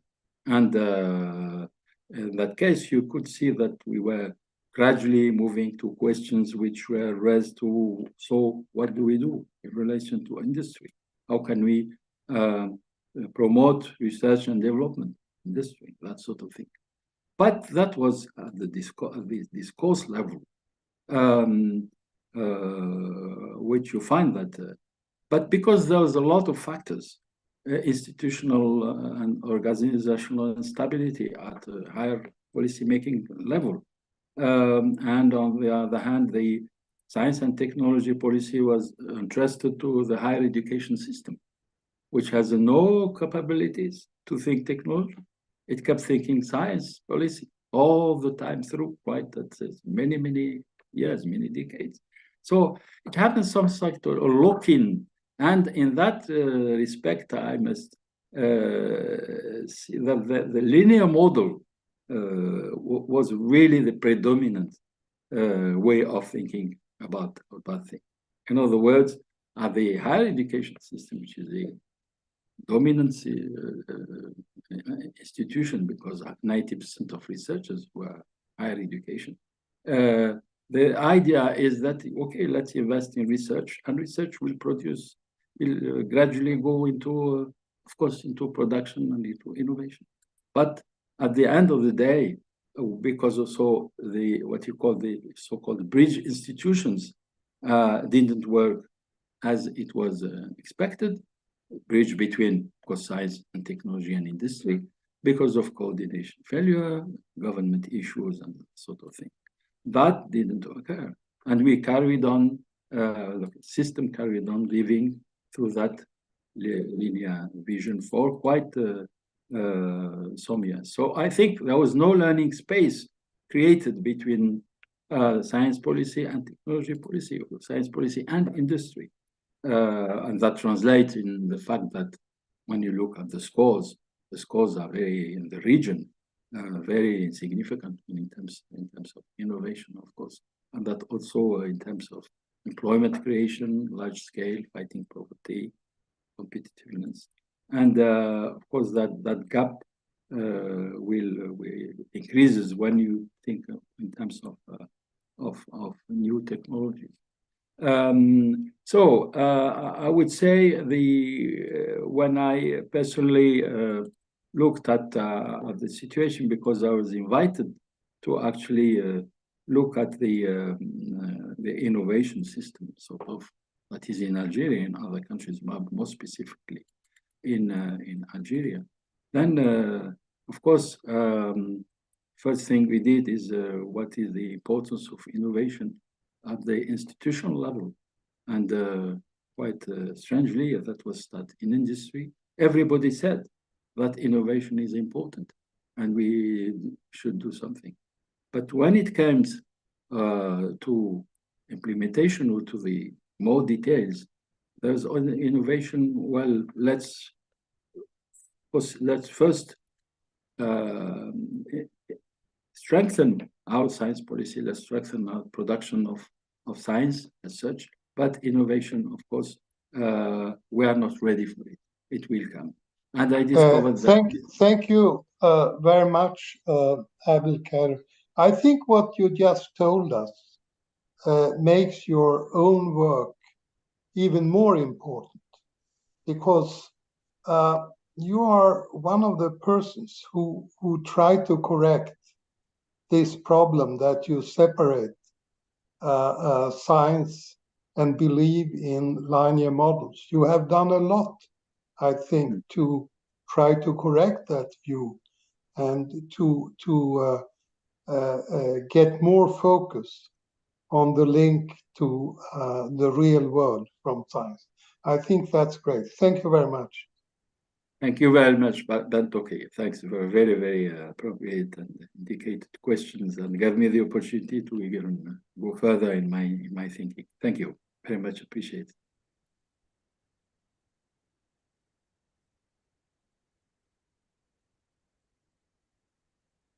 Chair, sorry.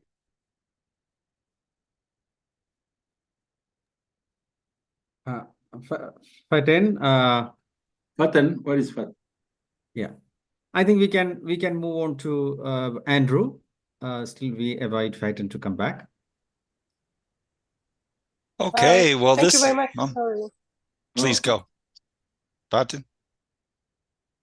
Sorry, I just lost connection for some time. So, Rajesh, I trust that you took over. So, yeah, please go ahead. No, I didn't take over. You please Okay. start. Give a brief introduction to Andrew and proceed, please. Okay, thank you very much. I'm sorry for my connection. So, thank you very much, Prof. LUNDVALL and Prof. Djeflat for the first sharing. I'm very happy to welcome our second panelist, Dr. Andrew Robert Commingo. Dr. Andrew Robert Commingo obtained his master and PhD from the Department of Development and Planning from University of Aalborg, with a research specialization in emergence and evaluation of innovation capabilities, territorial system of innovation in the Center of America and Latin America context, with a special focus on innovation in social enterprises, small-scale rural agro-industry for more inclusive and sustainable development.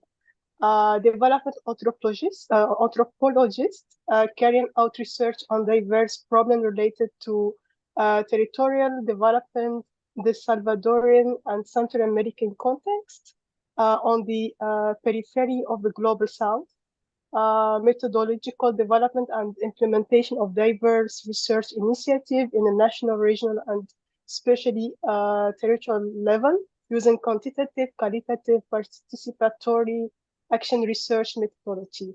So welcome to the discussion. The floor is yours. Thank you. Thank you, FATEN, and thank you, Abdelkader, for this invitation to this in conversation. You've mentioned this contribution of our shared, flexible, grounded conceptualization of meso-level, subnational, territorial innovation systems as a concept, but also an analytical tool to understand reality and maybe to try to transform this reality through policy. Something that you'd already been developing since GlobalX in 2007, but we met in Buenos Aires, had a good time in Buenos Aires, and started talking about our shared concern of emergence of these kind of territorial innovation systems and the innovation process in the South, and the complexities of this and the need for other ways of understanding this process. With Abdelkader, we managed to present in 2015 in Cuba, in Havana, a joint paper conceptualizing the emergence of territorial systems of innovation in developing countries, looking at Latin America and the north of Africa, and continued, frequently would see each other at GlobalX in Indonesia, in Ankara, talking about collaboration. And in fact, we saw each other in Lille, where although I didn't see the special garden, I did have a really good kebab lunch and some excellent hot chocolate before getting on the train and going back to Belgium. So I have two questions that I'll pose. One is, how does this shared, flexible, and grounded conceptualization of territorial innovation systems, how's this helped you to better understand the complexities of why these kind of systems have evolved in the context that you've studied in North Africa? What's sort of the particularities of this conceptualization that have been useful to you? And not only useful in a conceptual sense, but also in a practical sense. To what extent could this way of thinking contribute to better public policy at a territorial level, in organizing, accompanying more effective manner the emergence of territorial systems of innovation in the context you've looked at, but other contexts in the global South, neo-peripheral context? Those are my questions. Look forward to hearing what you think. Okay, thank you, Andrew. Thank you for reminding reminding everyone our joint, or informing about our joint trajectory and the way how we did it. But I promise that next time you are in Lille, I will take you to my garden, Norway, and then we'll have some good fresh vegetables and fruits. Okay, well, as you said, we started at the meso level long before we met, just yourself and you and myself separately. Then we had this opportunity to meet, and we immediately thought there was some need there to come in, and because there was a gap which is filled, which needed to be filled. I think briefly, I started from also observations of the ground, of what's happening in the field, and realized that North African countries have in recent years witnessed a variety of dynamic activity, territorial entities with a substantial level of innovation in its different forms and shapes. And this also happened in Latin America from your work and what I've been reading. And although that has been happening, when you see the analytical tools we had to examine that reality, it seems that we were locked into traditional, conventional concepts and tools. Most writing are locked in the things such as clusters and embeddedness and, of course, types of agglomeration. And these are well and good because they are output of research, but they don't seem to actually translate really what was happening in the field. And in particular, let's not forget that these concepts were born in the North to translate realities of northern advanced countries.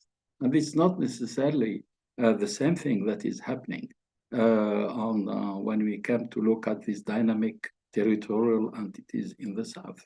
So I think we needed something more appropriate, and we discussed that and we agreed on that. And I think what is so specific in our model, I think, first of all, it's flexibility.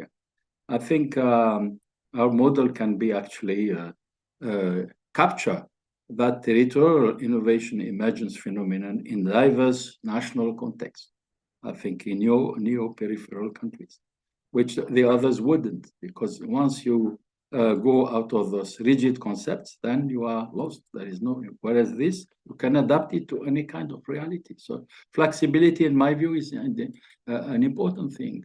The other aspect which I find is the dynamic approach. We talk about the territorial innovation system, not as a static element, but evolving over time as it consolidates.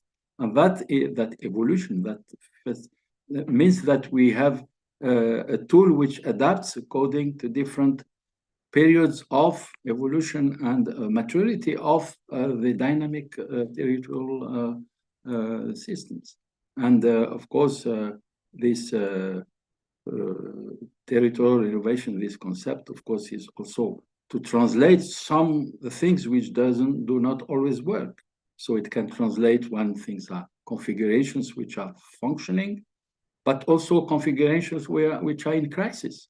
And often, as you pointed out in your writing, that often we have ups and downs, but slowdowns and stagnation sometimes, and it is a long-term process. So that's another aspect. We also believe in this combination of endogenous capabilities and institutions and exogenous resources of knowledge. So that combination, you don't always find it in the existing actually tools and analytical analysis. So that is important, I think, in our specific. And the other one, which I found also notable, is the fact that the collective learning is put forward as an important element through networking. We always talk about network of organizations supportive and involved in the innovation process, and where local authorities and emerging intermediate institutions with some degree of embeddedness recognize the importance of innovation. That is very, very important, actually. We have introduced the concept of intermediate institutions as a key player, but also as a key player who has possibility to recognize the importance of innovation, which is also it is important.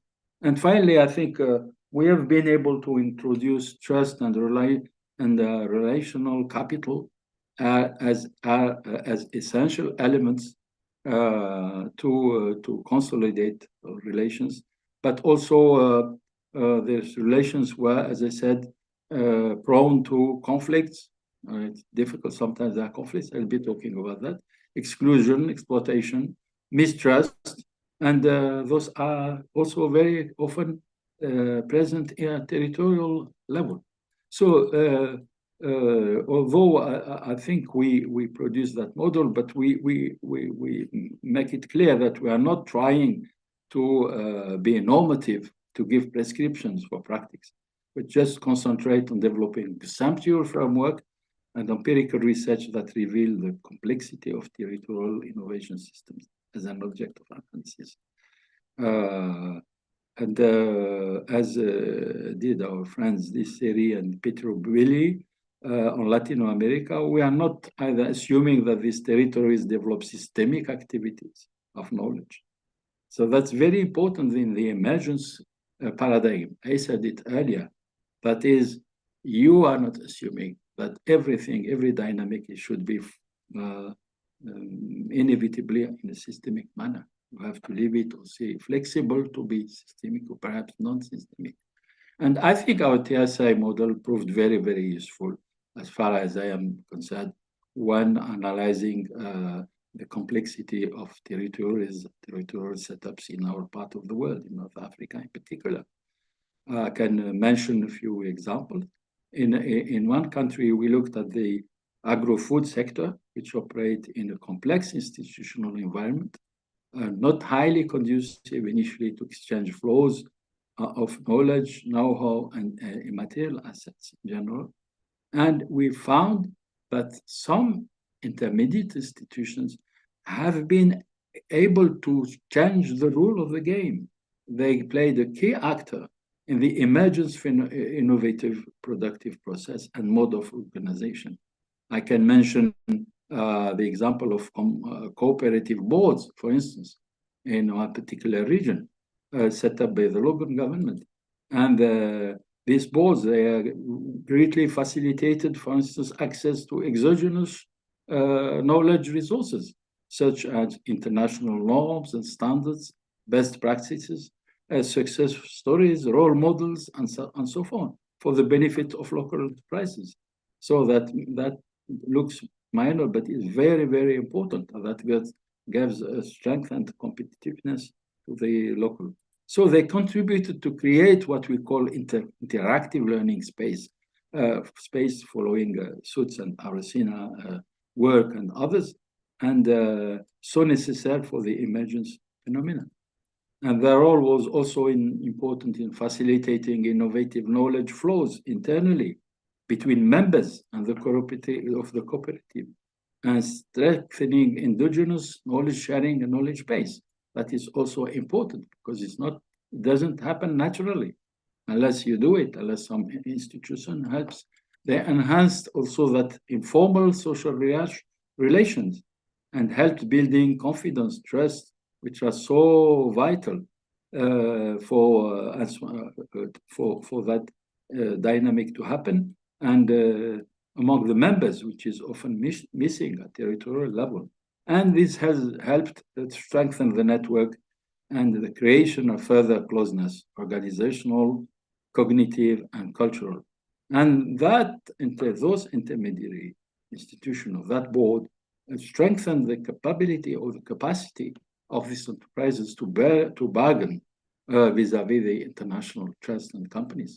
Whether if they did it alone, they probably will have lost a lot of opportunities. But when doing it as a cooperative with this intermediate institution, they've been able to innovate, to change their way of doing it, and that has been growing. That's why we have the notion of emerging innovation capabilities innovation learning, innovation space, and innovation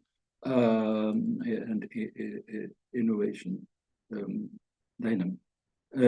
So that is important. In another situation, we had the opposite case, because I think, well, our tool is good to diagnose good success stories, but also when they fail. We had agglomerations, in this case of SMEs, various sectors of activities in a peripheral territory, but we didn't feel that there was a dynamic of emerging innovation in those spaces. That dynamic didn't take, emerging innovation didn't take place at the expected rhythm, and sometimes it's totally absent in certain sectors, because these were from different sectors. And close analysis shows that the weak and nearly absent role of intermediate institutional chambers of commerce, trade unions, local councils, including the knowledge fair, even universities were absent, research centers. Consequently, there was a total absence of knowledge sharing, very difficult creation of interactive learning spaces, weak networking for innovative purposes. Mind you, there were networking, but not for innovation purposes, for other things, for production, but not for that. A certain level of mistrust, weak networking, and a certain level of mistrust between enterprises on the same territory. When it comes to sharing ideas, innovative projects, they all find each one to hide from each other and not to communicate. And this is the best way not to learn or not, because innovation is a collective learning dynamic. So we found that in this particular case, even the local authorities and government bodies, so industrial directorship and specialized industrial chambers of commerce, to have little awareness that they should be innovating themselves, that they should be evolving in a kind of co-evolution. And that in that respect, that dynamic didn't take place. And some of the argument which go to explain that, the fact that there was a centralization of decision-making when it comes to innovation process, which is another handicap in the big chapter. And in a third situation, because we had opportunities to look at three or more situations, but I am just taking a few examples. Situation examining the ICT sector. Our model had to identify different modes of emergence of territorial innovation systems, but with different levels of embeddedness. And to be brief also, we had practically two modes of emergence. One, we call it the spontaneous mode of emergence. That was when the level of trust of creating express learning was built, but spontaneously initiated by the enterprises themselves in a kind of autonomous manner. And this happened. This happened in 2 or 3 regions we examined. And that our model could actually, when you look at these aspects, they're all there, which allowed those spontaneous modes of emergence to occur. And the other one was the programmed mode of innovation or governed mode of innovation type of emergence. And this is the classical mode of innovation, mode of emergence, which is governed by the government at central level usually, but also local level. And in that case, of course, there are built relationships, but not necessarily sustainable, because sometimes this program, most of emergence go into crisis. And we have friends here who have investigated that. And here I call on Abdelkader Hamadi, if he has words to add, he's with us. That will be interesting. And each type is inclined to differ, to obey different types of attractiveness, traditional attractiveness, constructed territorial attractiveness.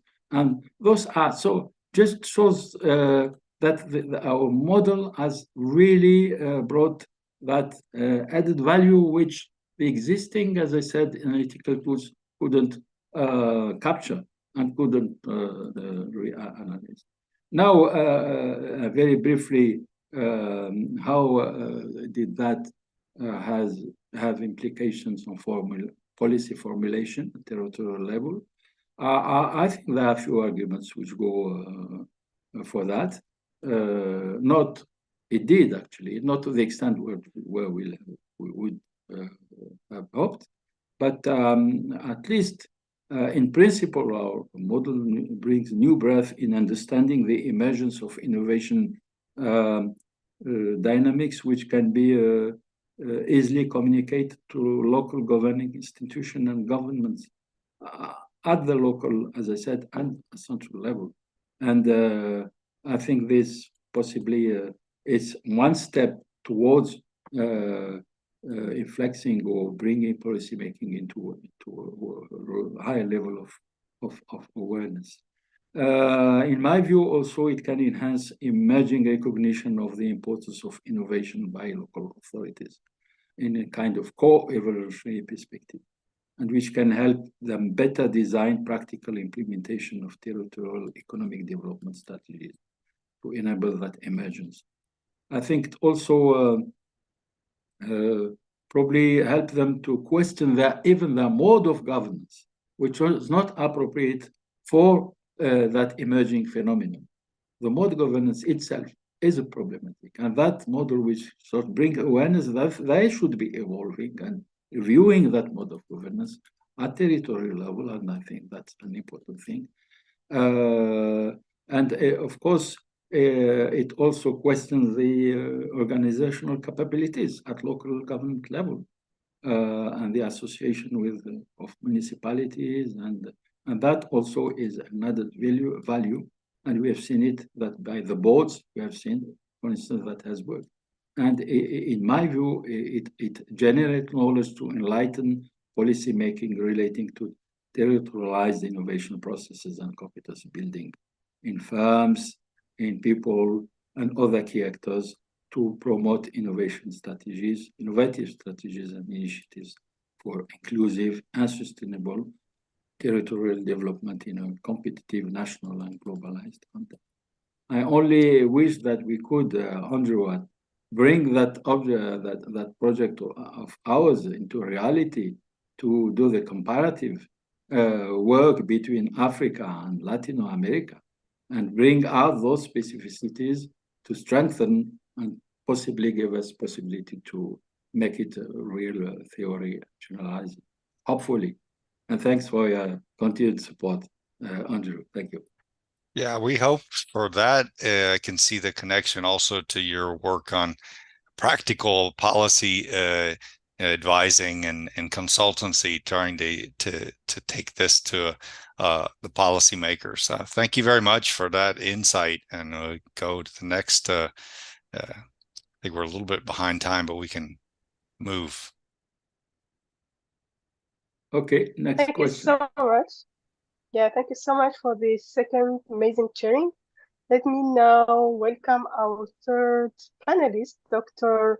BITRINA DIYAMET, who is the founder and current executive director of the Science, Technology and Innovation Policy Research Organization, a Tanzanian independent think tank dealing with the STI policy research, currently under the think tank initiative.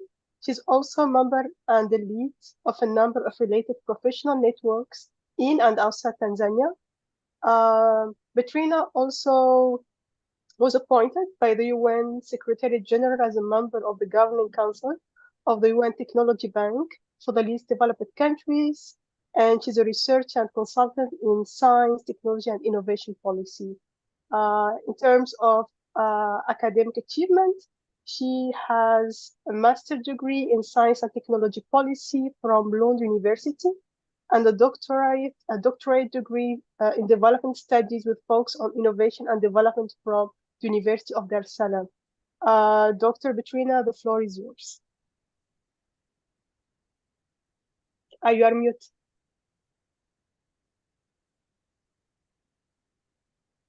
Could you please unmute yourself? BITRINA? Oh, sorry for that. I forgot. Thank you, Patton. Let me start by thanking the organizers of this event for inviting me to participate in this panel. I thank First of all, Rajesh, for all the sessions he has organized, including this one. Abdelkader, my friend, Alexis, and you, Faten, thank you very much. I have known Abdelkader for, I think, for almost 12 years now. We first met when we were launching Africa Leaks in Dar es Salaam. And ever since we have been talking. Of course, we were together on the Global Leaks Board, Africa Leaks Board. And I have known, I agree with you, Alexis, I have known Abdelkader to be a very humble person, really. Very open to very diverse ideas, accommodating people's ideas. And I really thank him for that, because in a way, he also helped me a lot. I remember when we were, when we were defining vision for Africa Leaks in the beginning, people from the board, especially those from the university, were a bit hesitant about taking on board policy issues, because in the beginning, I'm coming from a think tank, basically from policy research rather than academics. So from the beginning, I thought maybe he should be, we should also take on board the policy issues. Other board members were hesitant, but Abdelkader was there. Actually, he helped me to put down my foot on that. And I'm happy that today Africa is also actually taking policy as one of the issues. I had two questions. Very unfortunately, I had to ask only one to you, Abdelkader, because in the interest of time, I don't know whether, what can you, are you saying, Faten? Can I go ahead with only one question, because I had two? Yes, please, go ahead with your questions. So the time to be fair with all panelists. Only one, eh? No, you can go with your two questions, it's fine. So should I put my two questions? Okay. My first question was actually something that I learned today about. I know about Abdelkader, huge academic work, his work on innovation studies. I've read, because of course I came to know him and I decided to want to know his work. But it's only today I'm hearing that he has got a huge consultancies too, and from the beginning. So my question is, because consultancy, basically that is somebody's work. I've done a bit of consultancies, but once you have submitted, you are paid, and that's all. So I'm asking whether you followed up yours. Can you tell us a bit of the outcome of your consultancies, maybe, if you have some, and how do you compare with the academic work? That is my first question. My second question also relates to its uniqueness. I find Abdelkader to be a very unique scholar, because he has, he has done a lot of work on academics, innovation studies, but at the same time, he has got extensive, a relationship with the policy sphere. The two spheres normally do not meet, because normally it's different people. Now this is something that is on one person. And another unique thing about you, you also have experience in different contexts at different level of development, Europe, Arab countries, and Africa. So I was wondering if you can, because we are struggling, if you can tell us, where do we start when it comes to conceptualizing, conceptual framework for producing evidence for African policy for innovation? Thank you. Okay, thanks, BITRINA. You've been very kind, man. Too kind, saying all those great words about me. But we have been in the same combat, I would say, yes, for many years. Whenever you mention something about outreach, go out to policymakers, I felt it was really my combat as well. That's why I have given you support all the time, because perhaps due to the fact that I had that consultancy function going on, and I wasn't frightened, I would say, to talk to policy, and I had a bit more familiar with that sphere. And so I was very sensitive always to this argument you put forward, and because that common consultancy background is probably another bond of our friendship, everlasting friendship, long time. And it's an ever-growing friendship as well as we are moving. So thanks, BITRINA, and I think you have really put finger on the important issue. I will not have time to talk about my particular consultancy work, which I said a few words in the main discussion.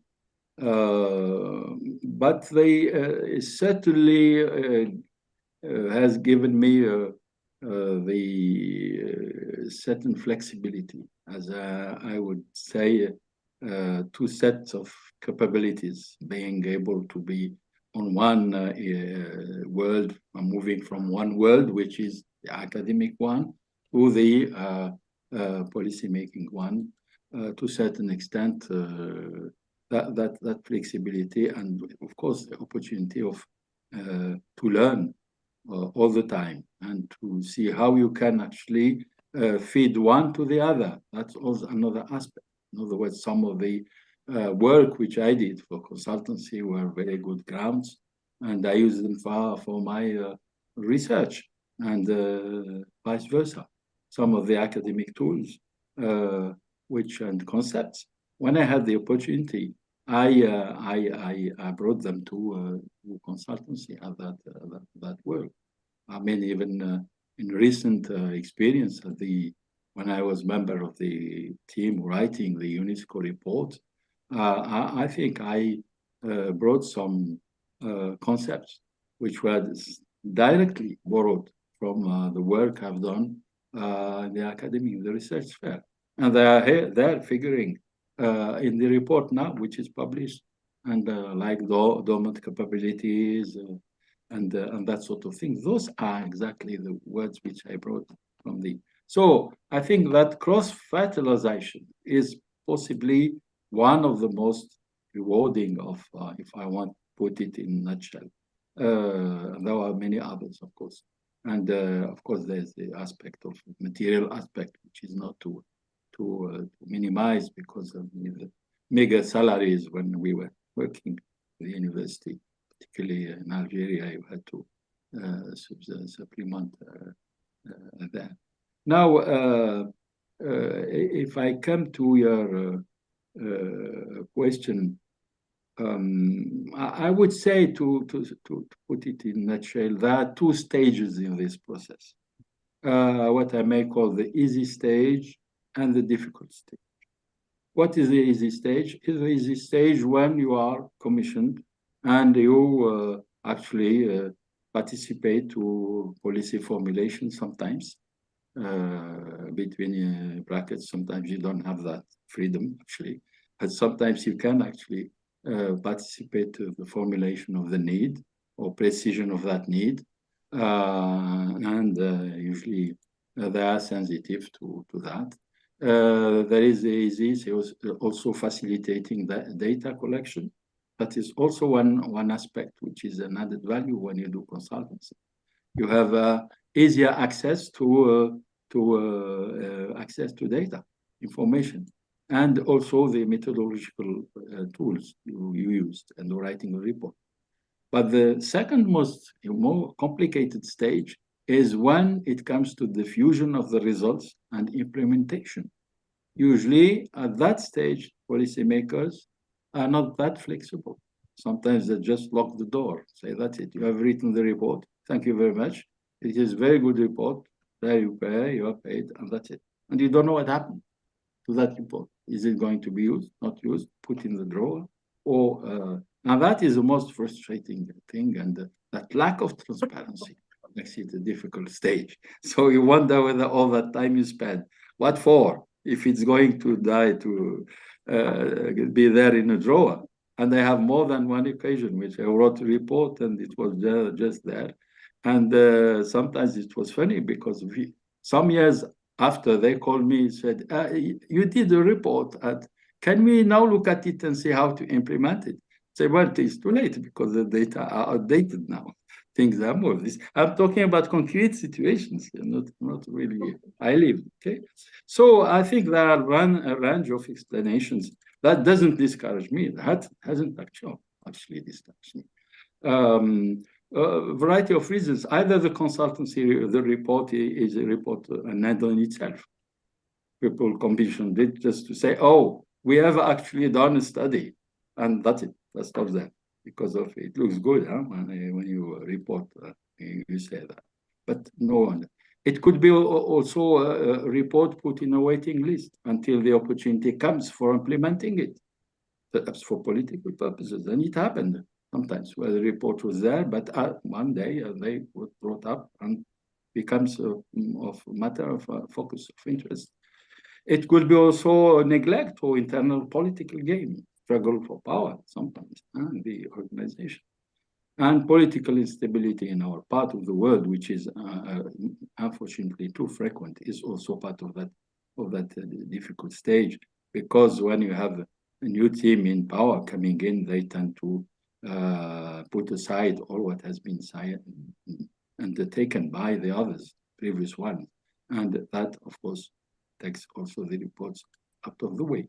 And because of all those things, then it is also something which is frustrating. And I think, as you said in your work, several work publications you made, implementation strategies for Africa, if we take for Africa, STI policies, are generally very poor. And I would say that also applies to this consultancy report. But of course, you have very kind, actually, if I had time, I would explain in more details. But you have reports we do directly commissioned by governments, ministries. Those are perhaps higher chance because you're talking to policymakers. And I did some few of these at our domestic level. But there are reports which are done, which are made for international organizations. That is a different philosophy, different logic. And you may never, they may be published and you never know how they have been actually exploited at policymaking level. I may not, probably haven't been too careful about that aspect when it comes to international organizations. But at least one thing, they are published usually, but that is perhaps a positive thing. That's for the first question. Now, going on perhaps to the second aspect, which is very, very, very important. BITRINA, as you know, when there is this consultancy business, you have usually three key players, three actors: the consultant, the policymaker, the end user, and the international organization, which is the funding agency of. And they all actually try to bring in their own requirements and of course constraints. And often, sometimes, that conceptual framework and the tools are already negotiated and defined before you are even asked to be in. So you have very, very little freedom of bringing in your inclination or your proposal in terms of methodology, in terms of course the topics and that sort of things. And they, if that happens, that you feel the consultant, you are just executing something which has been already framed and decided before you came in. And that's the case, you can't. And usually when you look at this report and this task, this type of reports, then you have, as I said, very little room for maneuver. And usually, in the case, what is dominant when you see all these reports is the linear model, as you said, which understands science and policy as two separate activities and consecutive science and policy afterwards. That has been dominant theme, I think. a dominant aspect of in my experience. And I think there are a lot of explanations that can be put forward regarding the lock-in of our countries and Africa in particular. And you have been pointing out to your recent article, which published on the innovation and development. It could be far back from colonial heritage to external influences. And when the funders are there, usually the funding agencies go for linear models. As we said, they are easy to understand, to grasp, they are easy to communicate. And of course, they require little resources. And even governments and policymakers tend to be inclined to accept that sort of approach rather than more complicated and time-consuming and resource-consuming, which is systemic, of course. And but I think that is more or less putting it in a nutshell. But I feel this is slightly changing in recent years. And there are instances where we had no difficulty. I had no difficulty in successfully proposing a systemic approach. I think they are more inclined to accept, break away from that. To what extent? I mean, it also varies from region to region, from country to countries. I think in the North African region, I think there's that tendency to accept a little more systemic is perhaps is there, not to the extent that we would hope, but it is. When I was called in 2006, for instance, to diagnosis why innovation is not taking place in the industrial sector by the Ministry of Industry, I was the one who proposed that I was going to use the National Innovation System framework, and nobody imposed anything to me, and I accepted it.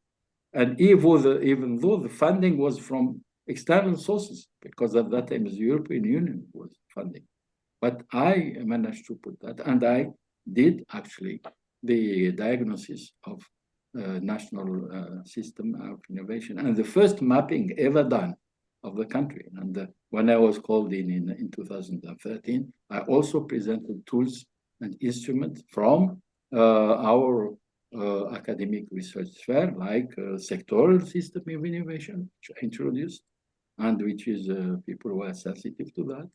So I think to some extent you could feel by gradually an incremental progress, you can actually bring in perhaps some change. Huh? But you have to be active, and it, as we said, a lot of relations are necessary. And here I thought about an idea. I think there are some people who we might call the policy-making brokers. It's just a word which comes to my mind. These are people, individuals, usually they're very close to inner circle of policy decision-making. And those people can actually be a good bridge between you as a consultant and the chances and the implementation sphere. There are not many, but there are, and I think I have come across. They can be also former academics. They could be also themselves freelance consultants. But those people can actually build that bridge, which sometimes is missing. And of course, in our part of the world, let's not forget it, informal relations are very, very important. It's not what you know, it's whom you know, as we say, which is also important. And informal relations and helps building trust, friendship, confidence with these people, and can make things go very fast and very far. But we have seen also some nods of hopes that the new vision was because they have been recruiting at policy-making level young scholars from the NSI community at ministerial level. I know a precise case where somebody was, one of our friends who has been now director of innovation. And it's easy to talk to him as a policymaker because he is very sensitive. He himself comes from our community. And that is important. And it was a former student of us, actually. And in addition, we see more and more of policy makers using the tools we know, familiar with in the documents and the even political discourse. Often we see things like the reference to the Oslo Manual, and then, which is quite unusual that policymakers will refer to that manual using terms which have been using like incremental changes, tacit knowledge used by minister I'm listening to not long ago. So I think, in my view, we have also to be more flexible. Let's face it, it's not black and white. It is a transitional period, and we can figure out that both systemic and linear model can be used. Well, just like Korea did when they started. They at one stage where they were using both. And when they established family, the innovation, the dynamics, then they moved to a whole systemic approach. So we have also to be more or less understanding of that situation. Shall I stop there? Would you want me to go further? Because I have more elements, but I don't know. The clock, what do they say, our friends? Yeah, I think you have BITRINA, are you responded. okay with what I've said? Yes, I agree with you. I think it's enough that we are still venturing into what is appropriate. I think both are linear and the systemic. Innovation is systemic, but I think linear is also not irrelevant in Africa, especially you yourself have written so much about the role of demand. That is also one linear, the pull model. I think that is also very important. So we should just keep on exploring, as you are saying, through practice, through policy learning. Yes, but this being said, you have to be wary, and I stop here with this rather provoking a question. If you ask me whether I should recommend transformative innovation policy tools right now, my question is no. Sorry, I will not recommend it and use it as it stands, because there's a variety of arguments you published and which I strongly believe in, that we can't just bring in anything which is at experimental stage and tell Africa, here you are, this time you are going to make it. I think we share that view, actually. So yes. No, I'm talking about the system and the linear model. But I just wanted to end on a provocative and note so that the debate should keep on trying the two. Yeah. Not the third one, the two. No, not the two. And we will not call them frame 1 and 2. Sorry. Well, just to, no, that's just to make a little joke. So I think I've answered their question, BITRINA, but I have a lot more elements. I will not have to do that time, unfortunately. I will send these in writing to Rajesh, who could put them later on the website, I believe, as he said. Okay, Rajesh, we have, I think, Faten, sorry, who is chairing. Thank you so much. That was a very inspiring conversation. I was really enjoying having all the response and question from the 3 panelists, so it was really great. So let me now go to the audience on the floor and ask if you can have only 1 or 2 questions. In the interest of time, but just to know that we are taking the questions, Professor Djeflat will respond to them, and Rajesh will post them on the website. So if you can have 1 or 2 questions now, just you can just raise your hand and we can allow you to speak your question yourself.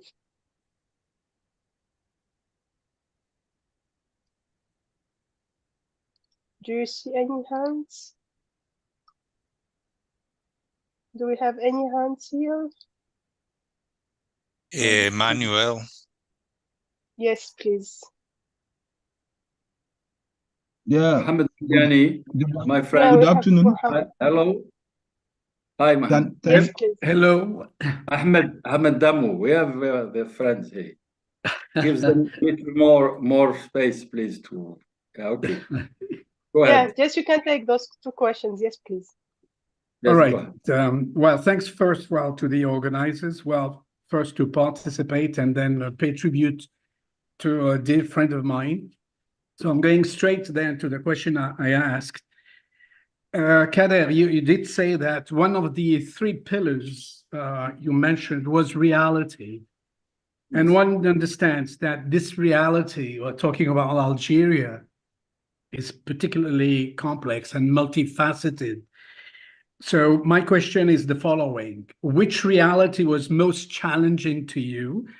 The social, the economic, the educational, or the sociolinguistic?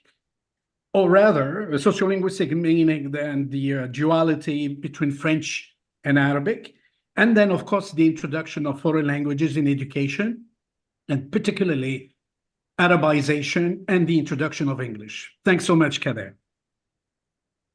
Thanks very much, my friend and brother Mohammed. It's great seeing you, and of course, you always a pleasure to interact, and you have had opportunities to have a joint publication recently on the, we mentioned the LMD, which you have edited yourself with a colleague. I think you asked the question and at the same time somehow gave the answer, because it is a complex reality. That's it is. While I've looked at it from a rather narrow, of course, angle of view, which is the economist, but I realize it isn't that simple. It's not only economic issues. As you say, local sociolinguistic was there, and it's a very complicated issue, and social issues as well. When I was talking about for instance, the transfer of technology, we had instances where the technology was rejected by society. I am talking about a real fact. Why would that happen? People would break the machine because they didn't understand it. So sociology, anthropology, economics, linguistics, and you are the world specialist of that, and I must admit, they all come into it to explain why we really have issues to observe and to analyze. And that's why it gives me the opportunity to say we really should be going for pluridisciplinarity when we in the South investigate problems. I don't think economists alone or manager or whatever.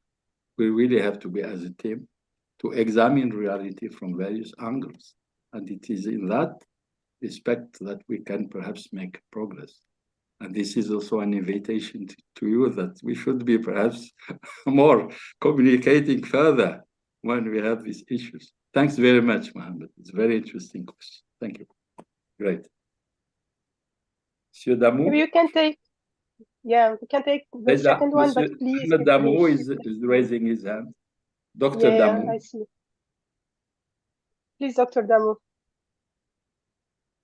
Ahmed, You are mute. Unmute.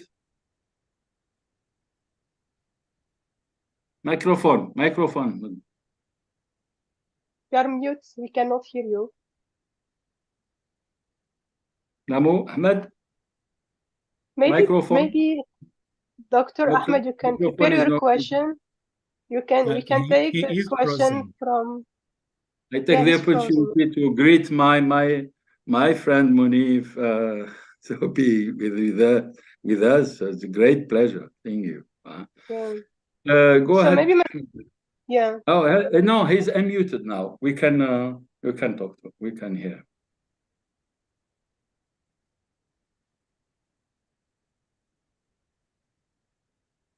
Okay. No. Meanwhile, perhaps we can take somebody else. I see a head from. Maybe we can take Dr. Munif. Dr. Munif Zobi, who is a great friend. Yeah. Go ahead. Thank you very much. Good evening, good afternoon, good morning to all of you. I think I very much enjoyed this expose by my dear and eminent friend, Professor Abdelkader Djeflat, somebody with whom I have worked, and we've had one or two little adventures in various, in certain parts of the world as well. I'm going to talk very quickly about the subject of brain drain.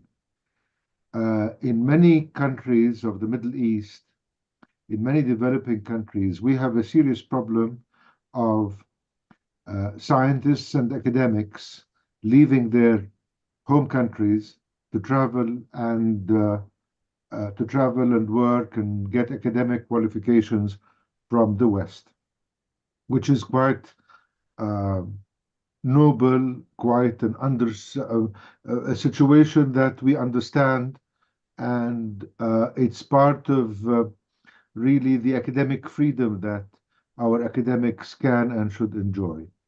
However, I think in the case of Dr. Abdelkader, we don't have a question of brain drain, more a question of a brain internationalization, because Professor Abdelkader, although he's very much at home in France, yet he's very much aware of what's going on in his home country or country of origin. He's very much aware of what's going on in the Middle East, and he has managed to find the right balance between becoming very involved in the STI or academic landscape in France, whilst at the same time keeping an eye on the development landscape in North Africa, in the Arab world, and the Islamic world. I think this is really, in this, really, he's championing an excellent cause and really becoming a role model for many people in terms of being quite at home or fully at home, both in Europe and in the Middle East, and therefore benefiting the academic communities in both domains.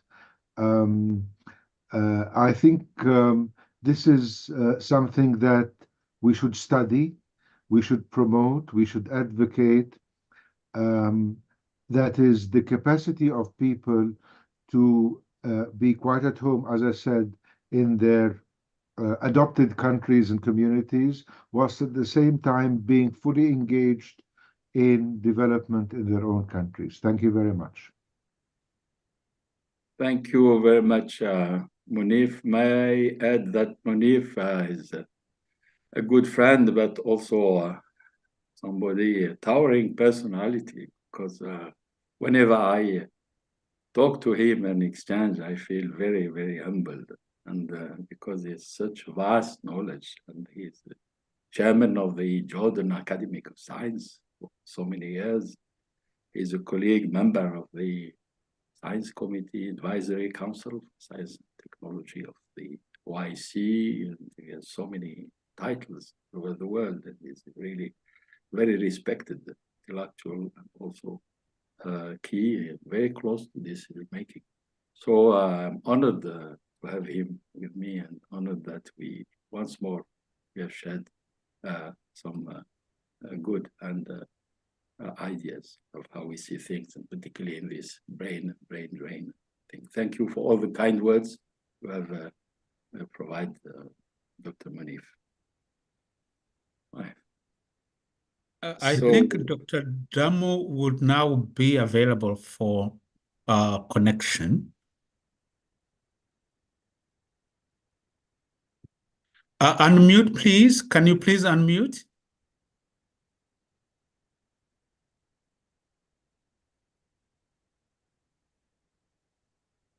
Can't see him actually. Yep. That's okay? Yes, come in, please. That's okay? Do you hear me? Yes, yes, we hear, we can. Please. Go ahead. And sorry, Faten, for taking over from you. Okay. Thank you. Thank you very much. I would just like to give a testimony. Excuse me for my poor English. But I think it's preferred to speak in English as a French. So was happy to participate to this high level panel. I confirm all what Professor Abdelkader Djeflat said. I take this opportunity to express to him my deep gratitude for our long collaboration. Thank you. Our cooperation, which started quarter century ago, is still continuing. We are involved in a big work on technology transfer under his supervision. Some members of the team are living in Algeria, but others are living in the diaspora. Personally, I am convinced that the diaspora have a big role to achieve. Personally, I am proud of the collaboration between the two networks, MAGTEC and Algerian Association of Transfer of Technology Transfer. I thank you, Abdelkader, very well, deeply for your contribution for your country and your kindness and human qualities in general. Thank you very much. Thank you very much, Ahmed. Thank you. Very, very, very kind. Thank you. Can we have Emmanuel next? Kindly be brief in the interest of time. Good afternoon. Can you hear me? Yes, yes. Yes. Yeah, unfortunately, my video couldn't show. Yeah, thank you, Professor Djeflat, for the presentation and the discussions from the panel. You can remember I've been to Algeria, to Oran, and Algiers. If I had to paint the picture a little so that you can understand what I mean, I have typed the questions on the chat. So I was able to see in 2013 some drinks, beverage drinks. It was served to us in Oran. And then I was getting interested and I said, you only have the multinationals in Nigeria who were producing the beverages. So in Algeria, you were able to have indigenous firms who were producing this soda, as you can see. So by the time I was back in about 2-3 years, I asked for the drinks. I found out that the multinationals had bought them over. There have been a takeover of those firms. And then the reverse was the case in Nigeria. Then the Nigerians had started bottling their own indigenous drinks. So, and I found that innovative. So the issue here is I wanted to see during your course of studies on innovation, national innovation system, how can you describe the evolution of the Algerian national innovation system vis-a-vis the other North African countries, and then Africa at large? I then asked how the African Free Continental Trade Area would shape, how you think it will shape the supranational innovation system in Africa. How would it shape them, or even the national innovation system within the individual countries? Thank you. Okay, thanks, Emmanuel. Great to hear from you. I know you've been had a relation going on for some times, and you've had the opportunity to see what the Africa Leaks events, I think it was when you came and shared the conference. Yes, you rightly said that there was kind of some kind of positive evolution in Algeria, but also in Africa. But mostly, I would say it is sectorial based. and not really a part of whole strategy, whole encompassing strategy. I mean, we have, when I say innovation hasn't been making progress, or innovation systems, I probably am too general, because we definitely have sectors who have been active, or been competing, and who have actually patents and have evolved in that sense. And if we look at the steel sector, some of the agro-food, that's that aspects which has been moving. So I think we could say that the innovation systems in general, that full or macro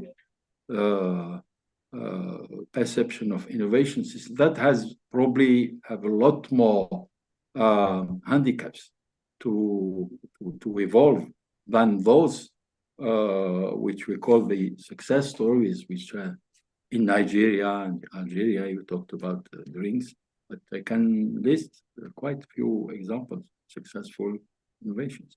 But I don't think actually you can build a policy on those two, actually, because first of all, they are totally outside the realm of policy making. They happen, I use the word spontaneously. When I investigated the first success stories, which wasn't in drinks, it was in steel. And I looked why innovation was so successful in the steel sector, because within less than 7 to 8 years, they've been able to file 13 to 14 patents, whereas being in an environment which was really not very conducive to innovation and lived in the same condition. So I had to go further and deeper.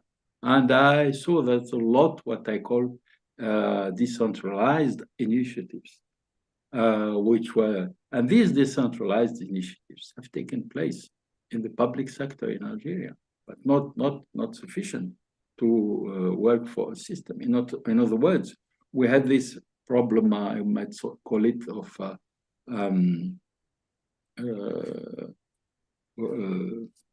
critical mass to make a policy out of that. And that goes on also right till now.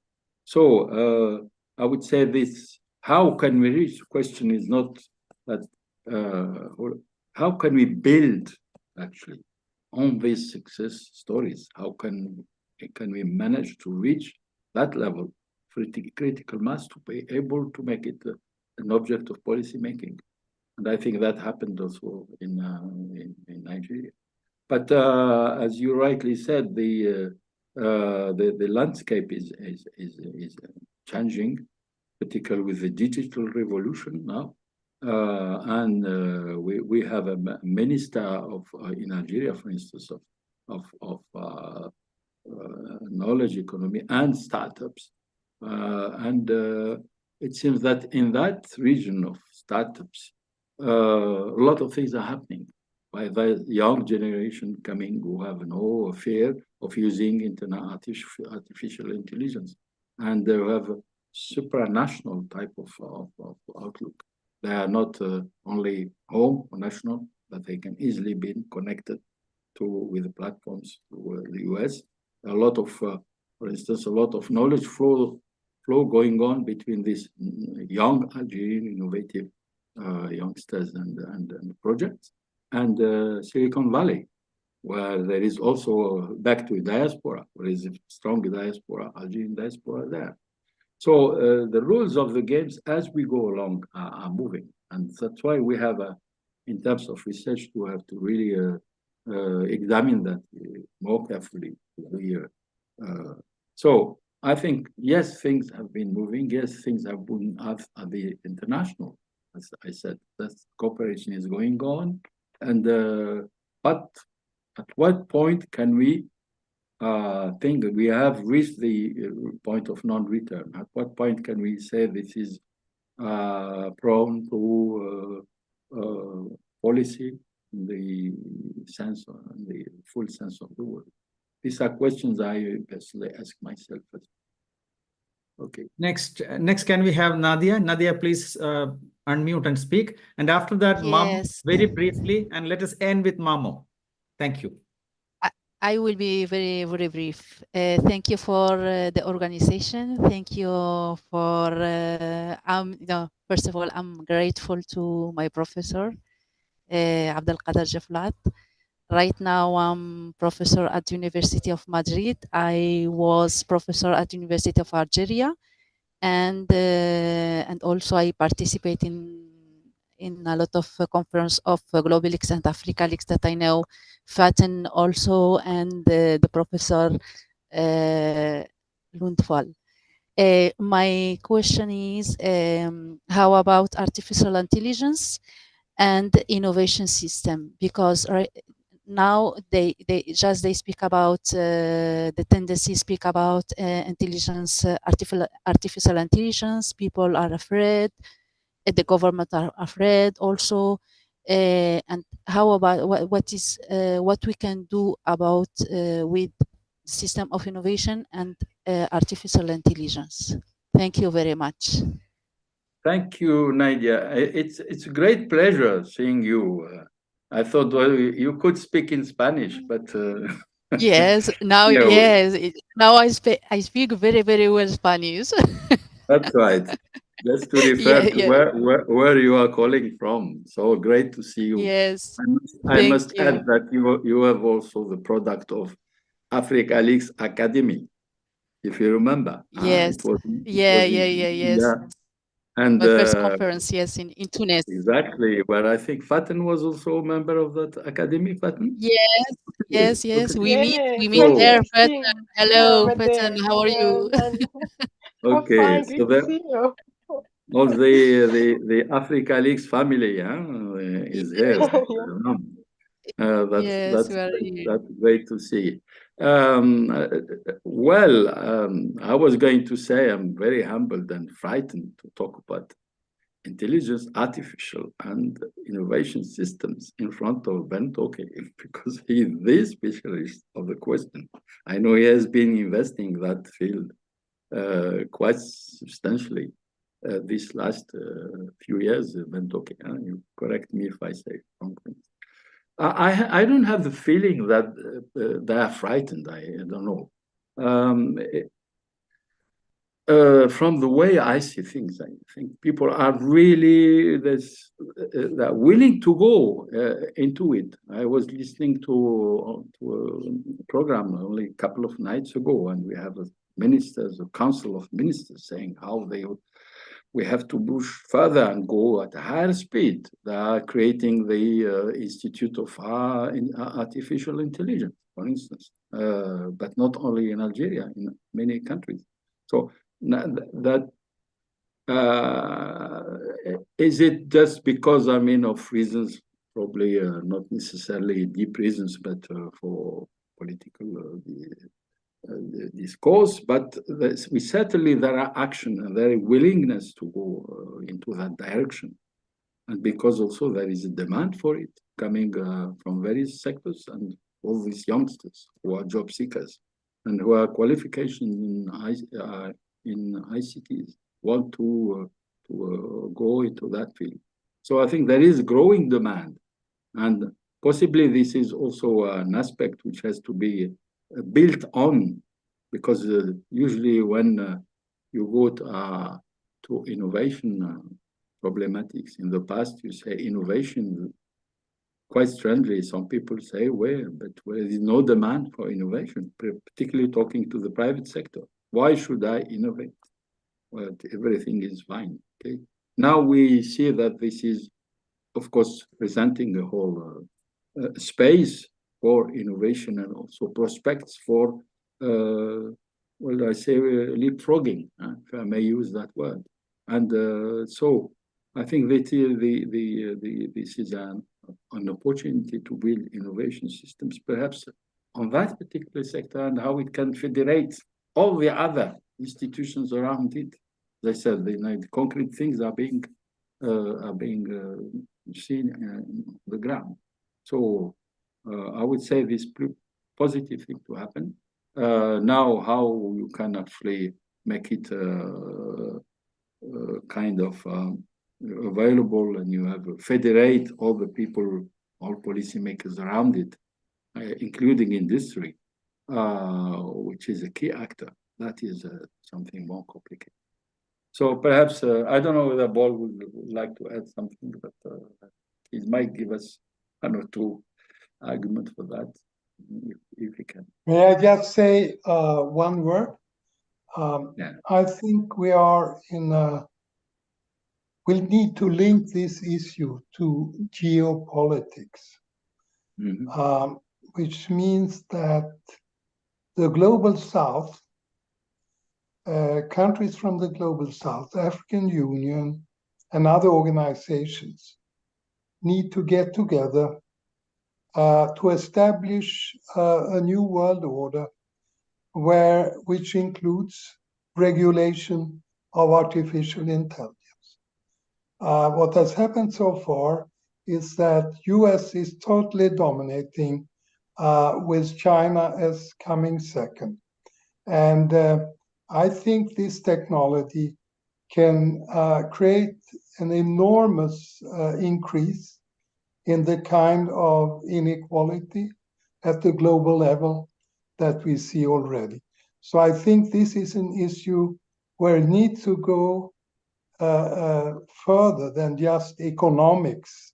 We need to look at the politics, and we need the global south to get together in different ways to create new rules. That's my personal opinion. Sorry to get involved. Thank you. Maybe I can call for. Very thank you, Bento. Very, very informative. Sorry. I know I was saying that maybe we can close with a final question from Professor Mamumuchi. Yes. Mamumuchi, please, can you unmute yourself and take the floor? Thank you very much. And I really appreciate this generous intellectual discussion you all have. And also seeing all of you is very, very nice, including you, my daughter.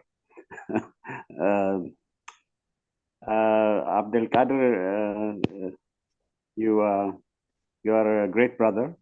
We have been together for a long time. And I put it in the chat. I am always impressed with Bentoke, although he's originally from Sweden, but he's very global, Pan-African also. He also understands Africa very well and what should be done for Africa.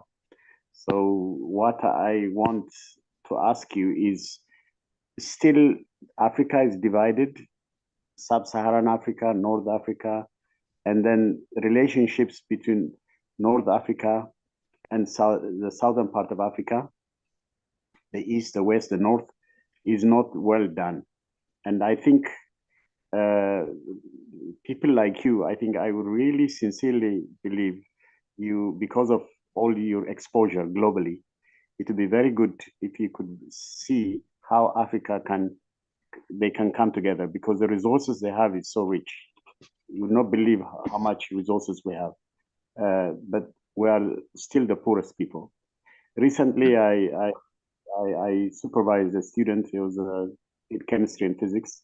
But I said, let's even change science to address how to solve problems, and even nature safety and human well-being type thing, even the science area. And in fact, maybe this was now finished. Hopefully, we could also put it out to even challenge the whole way by which we do science. So I really like you to really, because, you know, Algeria is very, very important. When you are a Christian, where do you go? To Jerusalem. A Muslim, where do you go? To Mecca. A revolution, you go to Algeria. And your first leader, when he participated in 1963, say, if we don't unite Africa, better we die than not uniting Africa. So I want what my brother, are you genuinely Pan-African? And if you do, I want you to write a book on how to unite Africa, you know, before we leave this world. Thank you very much. Okay. Thanks, my great friend and brother. Mamo, as you always say, we always fight, but we are always good friends, no matter what happens. You can be assured of that. Okay? I make it public. So you're still my great friend and brother. We have been doing great things together as well. And I think we also have the same dreams of Africa being able to, of course, exploit its resources and being competitive. And the thing I was very interested recently when, thanks to BITRINA, we traveled to Addis Ababa, and we saw that think tank, which became members of. It's really one question which has moved me, actually. We shouldn't have Africa as just an observer in the next G20 meeting. Africa has to be a full actor of that gathering. And this is exactly what you're saying. I think Africa has to change this frame of mind, not being observer, not being just for the gallery, but goes really with proposals and have the weight, and it has the possibility of to have that weight to actually to make a decision and its voice heard. But so the fact of being there, accepting and being there, and hopefully, we are dreaming perhaps, but we are hoping that through that channel, Trina and the others, quite few, we might put some ideas that we should be looking at things different way. But it's not an easy thing. It's complicated. I mean, Ben Toki talked about geopolitics. Well, geopolitics is there because while some forces are uniting Africa or trying to do, some other antagonistic forces are trying to break Africa. And they are very serious. So unless Africa is really with this endogenous frame of mind and questioning some of its international relations and commercial industrial relations, whatever, commercial relations rather, we will not go further. But I am hopeful that now there are signs, which I probably don't have time to go in depth. There are signs that Africa is really awakening to its real autonomous path of development. Things happening at the CDAO recently, things happening in some countries, and at much modest level, all this thinking. There's a book coming out on the postmodern science and technology, postmodern university, which is initiated by our friends in South Africa. I'm a member of that book, actually. So there are a lot of things on the academic, but also on the political scene, which bring us to hope that maybe the global South, which Ben talked about, is in the making more seriously than in the past. Those declarations, which were, of course, without any implementation and no prospect. So this is a hopeful note, and I'm sure, like you are doing a marvelous job getting this awareness, particularly among the youngsters. I thank you for that. And the knowledge sharing, diffusion, you are one of the great masters of that. Great. So let's unite these forces and see how we can channel them to a better future. On this optimistic note, I stop here. Thank you. Thank you so much. With this, we come to the end of our conversation. This was great talk. So thank you everyone for the great interaction. And hopefully see you next time for the next episode. Maybe Rajat would like to say something before we close. No, thank you. Thank you, everyone. This was a great session. We spoke nearly 3 hours, one of the longest sessions we ever had. And we A haven't lot of lost energy. we haven't lost many audience. We still have 30 people patiently Wow. waiting. That shows how important this conversation Yeah. was. Thank you very much. Thank Thank you. you. Bye-bye. Thank you. Bye-bye. Bye-bye. Thank you all. Bye. Abdelkader. you all. Thank you very Bye. much. See you. Bye. Spend Have a good Turkey, day, everybody. Andrew. Thanks Bye. everybody, and hopefully Karim. Bye-bye. Salut. Abdelnour. Salut. Salut, c'est Sarah. Abdelkader. Abdelkader, À ça va, bientôt, c'est Inch'Allah. Abdelnour. Bye Salut. عليك. صباح. Alhamdulillah. Yes. Ça va. Alhamdulillah. Merci. See you soon in À très Africa. bientôt, Inch'Allah. Thank you Thank very you. much. Bye. Thank you, Fatin. Great job. Bye. Thanks, Yes, Thank thanks, you. Fatin. You have been Abdelkader, BITRINA. fantastic. Great Thank job. you. Thank you. Thank you very much. Karim, thank you very much. Professor Mamo. All the best. Bye-bye. Bye. Thank you.